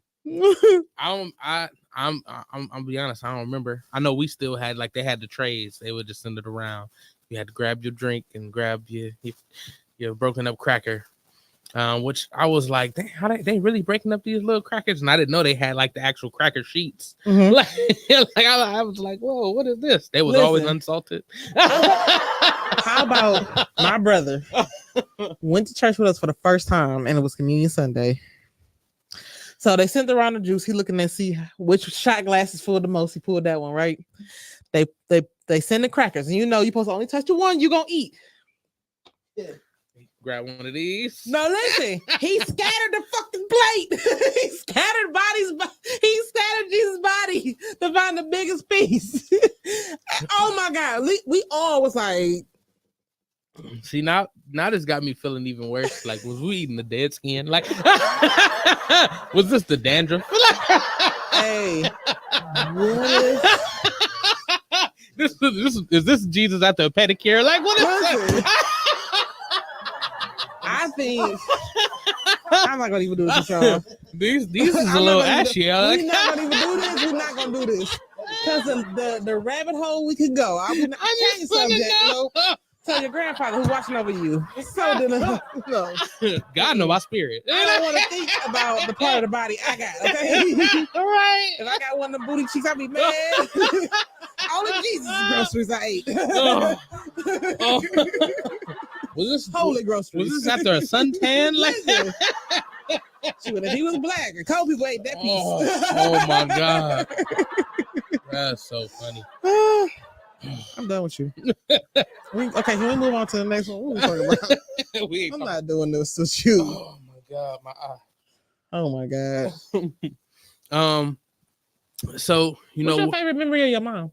My favorite memory, probably is going to see South Park. We went to go see South Park, Bigger, Badder, and Uncut. Yeah. I'm well, shut up. Cows on the bitch. She's a big fat bitch. Listen, me and my cousin knew every freaking song to that movie. Literally, shut your fucking face, Uncle Five. The USO show. Oh my God, La Resistance. Listen, man, fucking right near. He's some blessed booty cheeks. What did he say? What was he saying? Oh yeah, Catholics, they had actual wine. I remember I went to a Catholic funeral and I was a kid. Man, listen, they was like, we drink for 1 cup. I said, I'm first. Listen, that little priest dude gave me that cup. I tilted back. I said, oh, listen. Taylor Port is crazy. It's funny because my grandfather was definitely the first person I seen with Taylor Port. And this was years some ago. Blessed booty cheeks. Some blessed cheeks. Oh my God. I mean, I guess they would be kind of blessed. Listen. I mean, how he ain't run out of skin? You know, he had to, saying it's got to be the dead skin. But anyway, he rose again. He rose again. He might have shed skin for us on every month. Yeah, Union. That's what it was. He had to. Oh man. Yeah, let's get off of that. Yeah, please. My grandfather was the first person with Taylor Port. But yeah, going to see South Park was probably my favorite memory. I got so many of them though. It's like, it's crazy. But that's that one. And then the day she tried to embarrass me in class, where she was like, I'm gonna embarrass you. I was like, okay, how you gonna do that? I'm gonna make you kiss me in front of your friends. Like, you my mama. Like, yeah, I don't care. What they gonna say? Your mama love you. She was like, all right, bet. Y'all Capricorn trying to stand on business. We do. No matter the claim, the foul, like this. So she walked me all the way to class, and she made it so like she made it awkward, but I didn't care. Like I was going with it. She's like, all right, baby, I love you. I'm like, love you too, mama. Right in the front, like walked in the door, like, and no reaction. If if there's any movies, where they announcing like, here's the new kid. Uh-huh. And it was right in that spot. And I went right back to my seat. She's like, all right, see y'all later. Everybody said, bye, Mrs. Washington. I was like, she had to keep the poker face. She did. I seen her outside the door though. She was like, fuck. She was like, I can't embarrass him. No, you can't. You're my mom. And you know what's so crazy? If this was 2024 and that happened, she'd be going out in handcuffs. What else do you do with yourself? We heard you're a single mom. That's so funny. That's so funny. Nah. I think that, yeah. But you know what's so crazy? As I got older, nobody's ever kissing me or my kids on the lips ever. I know what y'all do. Listen, I just seen my best friend's baby, and I love her so much. Whatever I want to kiss, man. Listen, I will never put said face on any child's face. Matter of fact, my one best friend, her child, she got so comfortable with me. One time we was talking, whatever, and we had did something. We got like some ices on that. Like, I love you so much, Miss Eulise. And she was like this. And I looked at her mom. It was like, and she was like, and I gave her a kiss. I was like, oh Lord. Listen, not even that, but you know what? Like the innocence of a child, like literally, because she does it to her mom all the time. And she looked at me like another mom. You know what I'm saying? And like it was such an honorable but awkward moment because like in my head, I'm still an adult. You know what I'm saying? And like I be so protective of a child's innocence that I never want to like do anything that can be taken the wrong way or just, you know what I'm saying? Especially when I'm not the maternal biologically. You know what I'm saying? No, I definitely understand that to the fullest. But like even like my cousin, she had to tell me or whatever when we was at the beach. Not to cut you off, I'm sorry. No, you good, you good. I'm gonna just forget a small little pond had like washed up in the beach, whatever, where like it was shallow enough for my little niece to play in it. And so we at the beach, whatever, playing around, whatever, and my niece starts bouncing her butt in the water. And my cousin doesn't say anything. I'm like, you don't want to tell her to stop? She's playing. You sexualizing it. I said, oh shit. Yeah. And it makes so much sense. Whatever, like you shouldn't have to conform your child, who you know is not doing anything wrong, not harming nobody, whatever, to people and how they will be received, especially when they just be authentic themselves. Yeah. No, it's definitely a thin line. Like obviously with the kids, Oh yeah, it's crazy because anything can be taken sexually. and my thing is, you know your child. So if you know your child can maneuver and maybe in a lane that's not their age range, but they know how to maneuver. Because like my dad, it was no birds and the bees. I had to talk at 4. It was dick, pussy, baby. Okay. I was at 3. Listen, I got a joke about that. I just told him yesterday. So you know your child. So on the outside looking in, everybody gonna say, "Oh, they fast, say this and this and that." Little you know, they honor student. They got a better IQ than you. But because you see them maybe twerking to some sexy red, they did say that. You know what I'm saying? Like everybody take 2 seconds of somebody's life and make a whole narrative. Yeah. But I say that to say this, be mindful of how your child presents themselves to the world, because even though they may not be able to maneuver certain things or whatever, what's going on, Sean? Even though they're able to maneuver, you still don't want them in those waters. Like, I hated to see the whole mom-daughter twin thing, to where they got mom, dress daughter, the kid. grandma. Yeah, they dress the kid up to them versus them dressing down to the kid.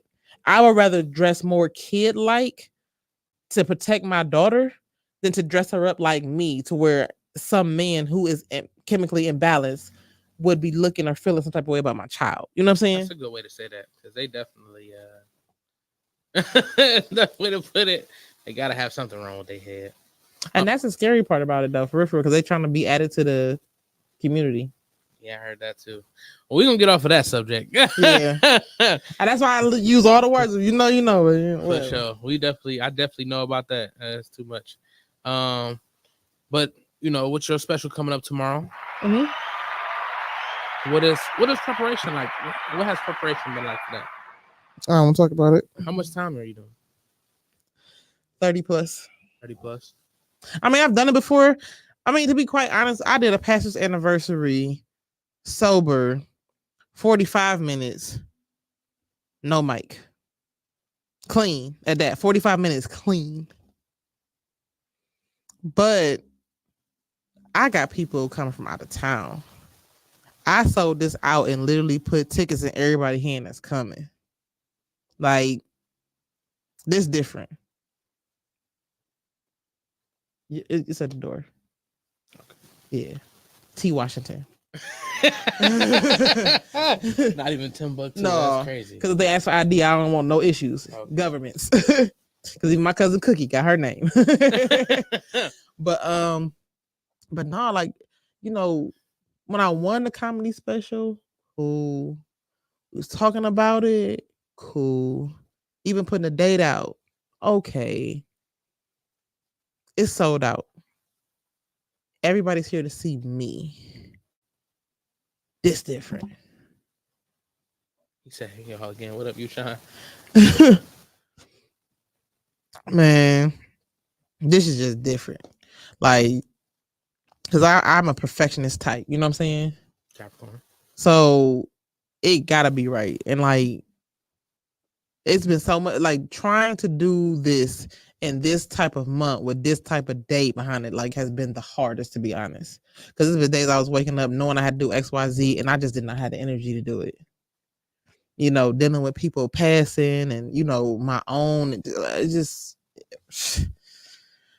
whew, the mental. Like, Thursday, matter of fact, Wednesday night, after I'm done,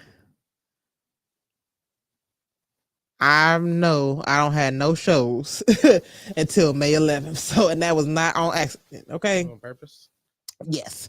I got a couple interviews and some conversations, but I don't have another show until May 11th because I need to recharge. I am an outgoing introvert. Okay. Self-proclaimed, self-diagnosed. I am an outgoing introvert. Like, the social and I'm overstimulated. I got ADHD or something like that because I'm overstimulated and my head is on a million. Like, that's definitely seriously. Thing. That's definitely a thing. I didn't feel like that overwhelmed feeling until Well, I guess I didn't realize what it was until that first night at the Funny Bone. The show that you came to the Yep. first show. I've been at every one. Shout out to Rod Ward for putting the city on. I've been to every one. I'm going to the one on Thursday. I was talking about for Michael Claudio. Oh yeah. When you that right after that first show, I got overstimulated like crazy. I'm like, whoa, like I'm telling you, everybody coming up to you, whatever, and then you don't even. That's the reason why I did it smart though. Before I went up on that stage, I took a picture with everybody that I had invited before the show started. That way, I had a picture with everybody, and nobody felt like they got missed or this and that, whatever. Like, I have no idea what tomorrow gonna look like. Yeah. Like, honestly, when I sold out Sam Silk, we couldn't even get everybody in a group picture for real. I had sold like almost 70 tickets. You sold a whole lot of tickets. Yeah.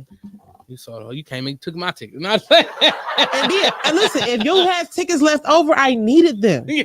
But you don't understand at that point, little do people know whatever. This is the reason why listen, if I can just do something real quick. If you've ever supported me in any capacity, in any way during my comedy career, I don't care if it was coming to a show. I don't care if it was sharing my flyer. I don't care if you gifted a ticket. It doesn't matter. Any form that you supported me in almost 10 years in my comedy career, I thank you, because it was times I needed a win. Like, that's where that hunger came from. I needed, like, that time, it was October. I had just lost my job in September. I needed to sell that show out. Yeah. Like, that's how I literally was able to bridge the gap between employment. So when you think about, like, if y'all ever get invited to a show and a comic is selling tickets, please buy the tickets from the comic. Like, please support the comic. I don't care if you never been to a show, for every 10 flyer, cash up $1. I mean, whatever it is. Like, this is not like it look all good. Like, listen. Thank you is all I'm trying to say. He said, say it again. Thank you. We appreciate y'all. All supporters. I definitely, that's the reason why, like, Mother's Day, I'm going so hard for my mom, because she is definitely my biggest supporter, biggest fan, like, biggest cheerleader, everything. I told her I was gonna talk about her. I ain't gonna talk about my mom. I mean, she gonna get a little bit of jokes, but like, it's mostly gonna roast her. Yeah. But she definitely plays a big part on why I keep going. Because if it was up to me, I probably wouldn't brag or boast about the shit that I'm doing. She'd be like, Nick, you need to be you need to be happy. Like, she posted, like, even the Michael Collier weekend. I didn't even post anything. You didn't. I was mad. I didn't record anything either, though. I was mad. I was upset about that too afterwards. But I was so in the moment, and that's kind of like just how I live my life. I live for my moments. Like, so basically, when you have big stuff going on like this, I need to be there so I can capture it. I need somebody to capture it, because I don't be thinking about that. So if y'all tuning in right now, anytime that you in the building with Tim, candid that man, okay? I don't care if he ain't even on stage. He just being regular. Candid the moments for this man. Like, literally, I'ma pay $100 to the best candid of Tim at the end of this year. So that way you will have months. You will have months of candids. I got a montage right now. CEO probably has more footage than I have right now of me, for sure. Him and a whole bunch of other people. Okay. All right. I got you. At the end of the year, I got you. I'll shake on it after the show. Check his Dropbox. But yeah, I mean, I've been trying to figure out how I'm gonna work that in better, because I need more footage. Jason said, right, bet. You gonna be catching me off. Man, listen, you gonna have some beautiful Photoshop pictures of you to come to the end of the year. Do not Photoshop. I want them all natural. The reason why I ain't got no. You're gonna be mid-bite. It's gonna be some doves and shit around you. Like, look like I'm biting off a head of a bat like Ozzy Osbourne and shit. But we do appreciate that though, as comics and like just creators, period, whatever. Like the support and like the stuff is free. Like if you share our flyer, if you tag us, well, we can reshare it to let people know, like, hey, because sometimes honestly it'd be like, oh, I seen so and so post your flyer. You see me post my flyer. Facts. Like, facts. Huh? Jason was at the show, the Puff Puff Laugh. Of course he was there. He was the sponsor. But he said, he gave me big praise. Like, even though I didn't like my set personally, he was like, dude, you killed it. And like, the stage part or whatever it was like broken. And I made jokes out of that. Like, yeah. And I mean, but that's easy. Like, that's easy, especially for me to be like, oh, this is broken off. I step on this, it's over with. Like, it's gone. Oh, I love it. Yeah. And I'm making jokes about falling. I told the lady, I was like, you gonna catch me? She said, she was like, no. Listen, you hurt her back just looking at you. Right. I told her it was like, it's gonna be like a splash of water, like the ALS challenge. It's gonna be real cold. She gonna shake. Right. I said it'll be a soft landing, and I only know I said that because I watched the video back. Because I remember singing, taking off my shirt. And you know what's so crazy? Like, we gotta start recording sets every set because you just don't know what can happen. Man, I'm still mad I ain't record that set from Caramel for real. I know, right? That was a great show. And then I'm dealing with sound issues when I did my set at the Cleveland Comedy Awards at Hilarities. Like, so Rich, shout out to Big Rich Green, he recorded my set, you know what I'm saying, with video. But he was right at the stage, so it ain't like really like, you know what I'm saying, you can see, like, it's like a good view. You can hear it, but you can hear it. Yeah. Man, I did a little over 6 minutes. I counted, and this is how you could tell if your stuff is funny. I counted. I had 32 laughs in 6 minutes. You trying to say, yes, you was out of there. I remember I talked to you before the show.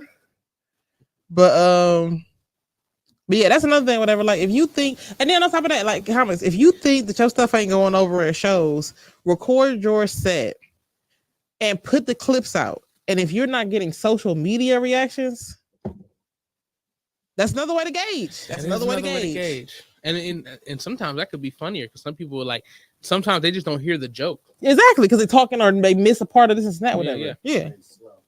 Or they're slow. Drunk, high, you could definitely watch it back a couple times. I'm like, oh, I get it now. Like type shit. Definitely could do that. And that's actually how I stayed actually doing comedy. The first time I ever did comedy, it was a singing open mic. It wasn't a comedy open mic. And but that day I just went just because I wanted to try it. And if I didn't have footage of that, I would have never tried comedy again. Because I didn't know if I was getting laughs or not. You know, you on stage, sometimes you can't hear. You really can't. You can't hear the laughs. You don't know where it's coming from. And you know what? Nelson Davis, shout out to him, whatever. He told me how to let jokes breathe. Because sometimes if it's like a witty joke, you gotta let people catch up with it. But if you continue to talk, you just dead at the laugh because they don't want to interrupt you. Right. They don't want to miss something. That's one thing I do, even though I be breathing myself. It could be that chair. I mean, it could be. Damn it, I lost my thought. You let jokes breathe. Yeah. That's what it was. I kind of pace myself on purpose. And Rob Coben actually, shout out to Rob. He was the one that like pointed out to me. He was like, I love your pacing. You do got a good pace. Thank you. I tell jokes how and I a walk. good face. Hey. Now find somebody that's gonna ride it. Kawana, are you still in the comments? Are you?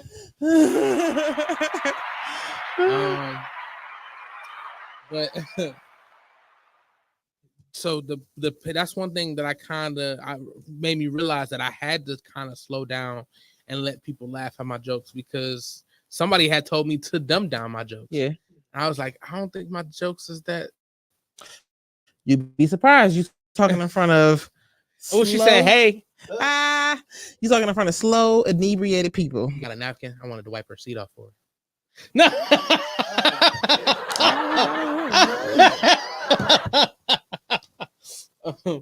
No, but why I don't understand why I would need to like dumb down my jokes when I feel like they're already like simple. So I slowed down. I might have changed a word here and there. Also, try to work on my enunciation Mm-hmm. and my projection. And then realize the crowd was a lot of young stuff, whatever they wasn't gonna get. Yeah, that's true. You know what I'm saying? That's true. Like, and then be able to read the room to where you ain't just so pin prideful that you don't know how to switch it up. I ain't never really think about it as far as that deep when I first started, because you just going. You just like, I hope you laugh at this. I don't know when it was when I actually did pace it, like when I realized I was doing that as far as the pacing goes. And I feel like I was telling my jokes the same way. So maybe I was just listening for the laughs and giving it time. Yeah, giving it time. So maybe that's what it was. But the Silk show was definitely the first time I recorded it and noticed it. Mm-hmm. And that's when Rob had said something. It was that Silk show. And he's like, you do a good job letting them get the joke and everything like that. I'm like, thank you. So I kind of work on it even more now. I used to repeat the joke, like, or I say just saying. I say that still, and I'm just saying, just so I know I'm like kind of filling up the air, and then it's also kind of letting them know to realize what I just said. So it works. I feel like comedy has always been like boxing to me. Like, you got to have a rhythm. Like, when you get in that laugh and that reaction every 30 to 60 seconds, you in a rhythm. Like, you hitting that bag. You know what I'm saying? So, like, it's like boxing. I say it's like fucking, but I feel like probably the same. Well, if you got more strength in the hip, do you? You said you got to catch the rhythm. I was just. I don't even want to know. I don't even want to know. You know, fuck to a soundtrack. Like, you know, sometimes when you move, all of you don't move at the same time, and it'll be catching up. So it'll be like a tidal wave of rhythms. That's funny as hell. But also because I got so much experience with my body. Yeah. I know where it's shifted. I have great weight management. I can only imagine, like, when you make a love to yourself, the rhythm you got to catch with yourself. That's so funny. Like, you come down Actually, it's holding everything back at that point. I'm sorry. That was a horrible, horrible, horrible display. Ooh. You know, it's a lot of body. You just see something or whatever, you just grab a hold of it, ride like a rodeo. Right. Like, nigga, that's just your elbow? Whew, gave me a workout. Had a time. Tell that elbow, I see you next Thursday. He'll be here. Mm. The elbow will definitely show some love. It's a funny bone. I mean, you know, or the weenus, whatever they call it. It is a weenus. Yeah. It is a weenus. Right. Like, ooh. So, I mean, I know we got into talked about your preparation. Mm-hmm. And you know, you were saying you kind of like, you know, it's getting a little, I guess it's getting to that crunch time. Obviously, I know once you get on stage, it don't matter. You know, you're gonna be there anyway.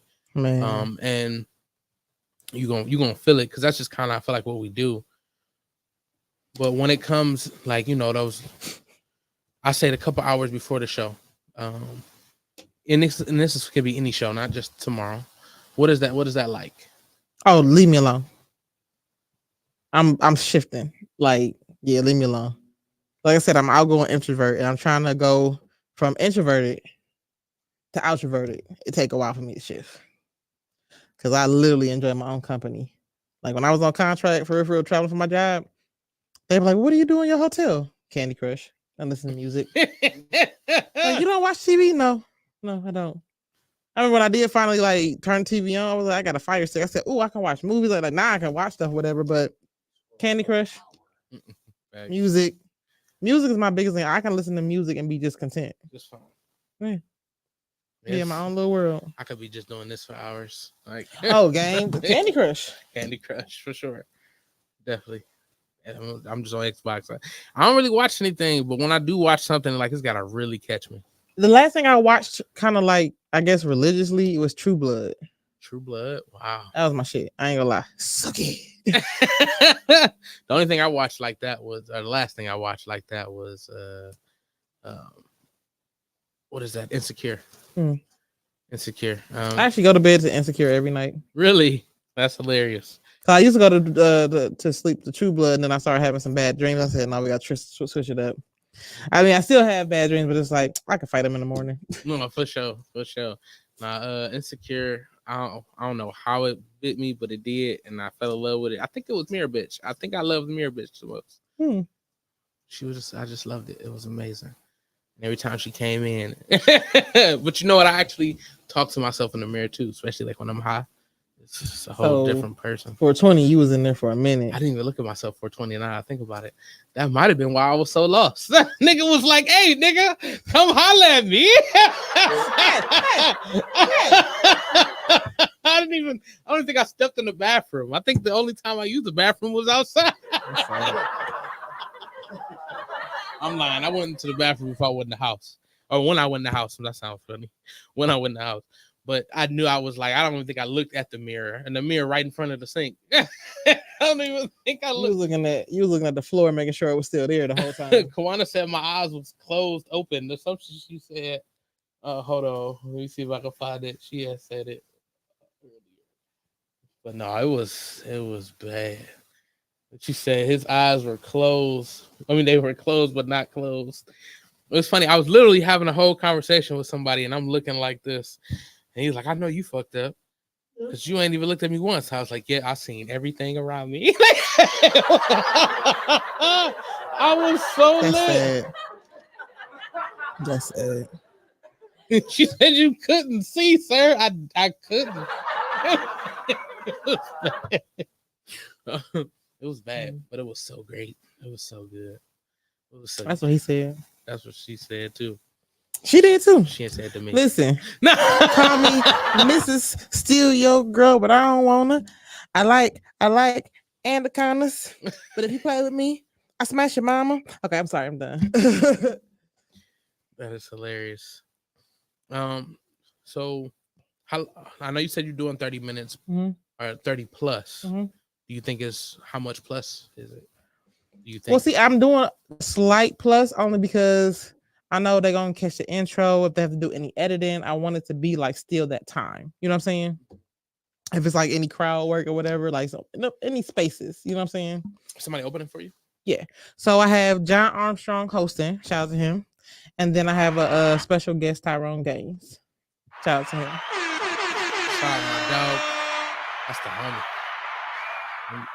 Beat that nigga in a competition, and we became friends after that. He was like, "You know what? Fuck you, but I like you." Listen, energy. No, that's my dog, man. That's how I looked at Key when she first came out. Because first time I got introduced to Key or whatever was at the ODM, and I was like, "Who this girl think she is?" Really? Yeah. Wow. Yeah, I met a lot of y'all for the first time at the ODM. You know what? Yeah, because I think you like when I started, you had just came back. Yeah. Because that night, who was at Bliss that night? I forgot who it was. You, Tank, Precious, Ebony, if I'm not mistaken, Ebony, or somebody told y'all to come through. But yeah. It might have been Taylor. Oh. I think Taylor might have been the reason why we came. I don't remember. But I know once that was the night I met you, and I was like, "I want to do comedy." You was like, "You funny, nigga?" I was like, "Yes." Listen, and it's so crazy. I think Tank was the only one that kind of gave me the run around to do it. Like you, Precious, and a couple other people, whatever, was like, "All right, yeah, we'll be here next week." Tank was the only one that kind of gave me a run around. I'm like, this dude looking like Earthworm Jim. Nigga, you don't get your ass on the I'm sorry. I'm just playing Tank. I love you. And I beat them. You did. But I can't really say I beat them. My titties did. My titties be cheating. Anytime I take my shirt off, it's like, "Oh my God, I can't believe this nigga took his shirt off." Like the shock. Yeah, that's all it is. And I never understood it. I was gonna make a joke about that too. Like, why y'all niggas be cheering so hard when I take my shirt off? It's like, "Oh my God, like you took your shirt off." What's wrong with you got that? about like 7.5 titties. I do. That's 6. It's only 6. What other one that? 1.5. That's crazy. It's a little bulbous. It is It's like, a little bulbous. It ain't got like all the hair. King right Jacob, here. what up, man? It ain't got all the hair right here. That's so funny. That is hilarious. I was actually trying to make a joke about the two beards. Man, listen. I got so many avenues You would I be want the to try. shit in the 70s. Those pork chops. You got some sexy ass pork chops. Like, I ain't gotta get this shaved to come in like this. Waka two, waka two, waka two, waka two, waka two. I said I got the half Hulk Hogan and shit. Man. Because he had just the little bars. Mm-hmm.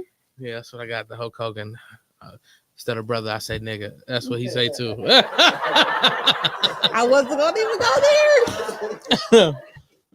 So you do got a couple other shows coming up. So after Africa, you said May 11th, May I 11th got OG Shank is doing his live. That's another recording. Not just a show, a recording. So it'll be out for streaming. Yep, is gonna be hosted by Arrogant, me, Jen, Sean Showtime. I don't know the guy Ryan next Weiss. to me. Yeah. But I met Ryan as well. Hopefully we all funny. Pretty dope. And then I got the You See Me comedy special with CJ Star. We on that together. We just literally found out like today. Or realized, I should say. Yeah, because we knew, but it just hit us. Got the You See Me comedy. Yes. With me, CJ Star, that's my girl. Shout out to CJ. We got Ahala on that thing as well. Major Keys, Ryan Polk, and Justin, whatever that nigga's last name is. That's May 16th, Thursday. And then on the 19th, I get to grace the stage with none other than Miss Corey B. She's infamous for traveling with Monique. She'll be at Sam Silk and I'll be featuring for her. So yeah, holla at your girl. Hosted by Big Rich Green. I don't think I have anything going on that day, so I will pull up unless something happens. Yeah. And I can't even lie, like it's been benefiting me to come up to Silks just to go up there, because when I go up there, I end up getting on stage somehow. I went up there for we know how, because shout out to Uncle Rich. Yeah. And it's not him. It'd be actually the featured or the headliner that night, because I had one up there to support my homie Cesario and King 6. They were opening up for Lady Bombay, and I just came to support. Also, I love to see comics. I love comedy. So, and there's so many different styles of comedy. You don't know who's saying what, how they delivering their jokes. Mm-hmm. It's amazing, to see some people. And when I met her, she was just a nice, real nice lady. And she had, I don't know if she asked Rich to put us before, but she had us go up before. And, it was just nice to, have a different audience. They didn't even know they were seeing us, and to be able to be seen, like, that's a wonderful opportunity, especially in a place like Silks. That's basically right now our Black Improv. Yeah. So it was definitely a dope time anytime I go to Silks. The last one I went to was the Steve Brown, and I got to perform in front of him. I didn't even know I was going up at all. He was like, "Hey, sure." I ain't got nothing prepared. And that's why you stay ready. Facts. I didn't tell him I had nothing prepared, but I went up there and did my thing, Yeah.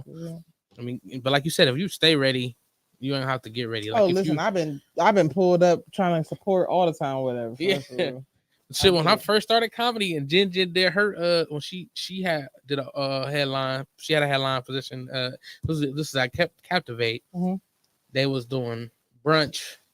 It was like a brunch buffet, and it was mid-bite. No, they ran out when I got there. I was sorry. The ticket was $45. Damn. And then they asked me to get on stage. Like, so not only am I hungry, you're right, and I gotta perform. You're right. But damn, it's almost 8:00. Yeah, sorry. You didn't even realize it, huh? Not between me and Aqua and Carb. Hold on. I'm not right. You gonna do it? That's what I be doing. That emoji come in handy. I remember when we was like in traffic. I was riding past you. Yes. We got it from Family Guy, Evil Monkey. The Evil Monkey. Because we are accountability partners. We don't hold each other accountable enough. But man, listen. I don't even understand the way I'm about to hold you accountable over these next forever. I definitely take it. I need to be held accountable for sure. Because of what I asked for yesterday. If I want to receive it, I got to put the work in for it. So I'm ready for that. All right. I'm ready for that. Well, tell me to go. We're right at the plan. Start taking progress. And I have my ice cream today, so I'm good. Listen, I ain't gonna lie. I told myself I've been being good up to this point, but after tomorrow, there is no diet and there is no budget until Monday. You trying to say where y'all at after the show? I'm going home. I start my job tomorrow. I gotta get ready for tomorrow because I gotta go home. I ain't gotta go home, but I ain't trying to be in first day of work. I want to set a good first impression. But yeah, that's why I'm going to the crib. Eulise Dickerson. Yes, sir. Agua. Card. Please tell these people where they can find you. I am the only Eulise Dickerson on any social media platform. That is EULISE DICKERSON. Eulise Dickerson. My Instagram is public. My Facebook is private. So if you are tuning in on Facebook and you want to follow your girl, just send me a message. Let me know that you was tuned in on a TimbukTuesday, and I got you. And my Cash App is $EULISED. Say it in cash. Thanks. What can they expect from you tomorrow? A great time. We're gonna have a great time. Seriously, like it's gonna be a time. So honestly, if you ain't got your ticket, you definitely missing a time. I'm definitely looking forward to it. I do have to leave shortly after. Okay. I'll probably take a shot with you or something if we doing that. But I had another event to pull up to. Who you think? I don't want to be greedy. Why you think I picked for the Tuesday today? You're right. Oh, this exchange was funny too. She like, you got anybody for the 23rd? I said, no. I got Eulise Dickerson coming up on the 23rd. She like, what? Huh? I'm like, it's just a bad joke, Eulise. Man, listen, I can't remember. I said I gotta get a Tuesday in April. I can't remember which one it was though. I honestly should have got the first one. Probably would have been sold out, but never mind. Right. But hey, I mean, it's sold out. It's the day before and you sold out. Actually, if I want to be technical, it was like a week before. That's what I'm saying. Like, whenever it happened, but I'm just saying, like, we talking about it now, and it's sold out. Y'all motherfuckers missed out. Y'all would have had a chance, is what she's saying. You gotta stream it, right? But either way, I'm looking forward to it. I cannot wait to see what you do, and I'm definitely proud of you for getting this special. Thank you so much. Thank y'all for tuning in for real. Definitely appreciate y'all tuning in for my sis Agua. All right. It's been TimbukTuesday, man. We appreciate y'all. See y'all later.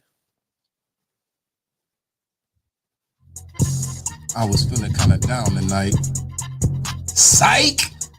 It's TimbukTuesday! What? TimbukTuesday! Huh?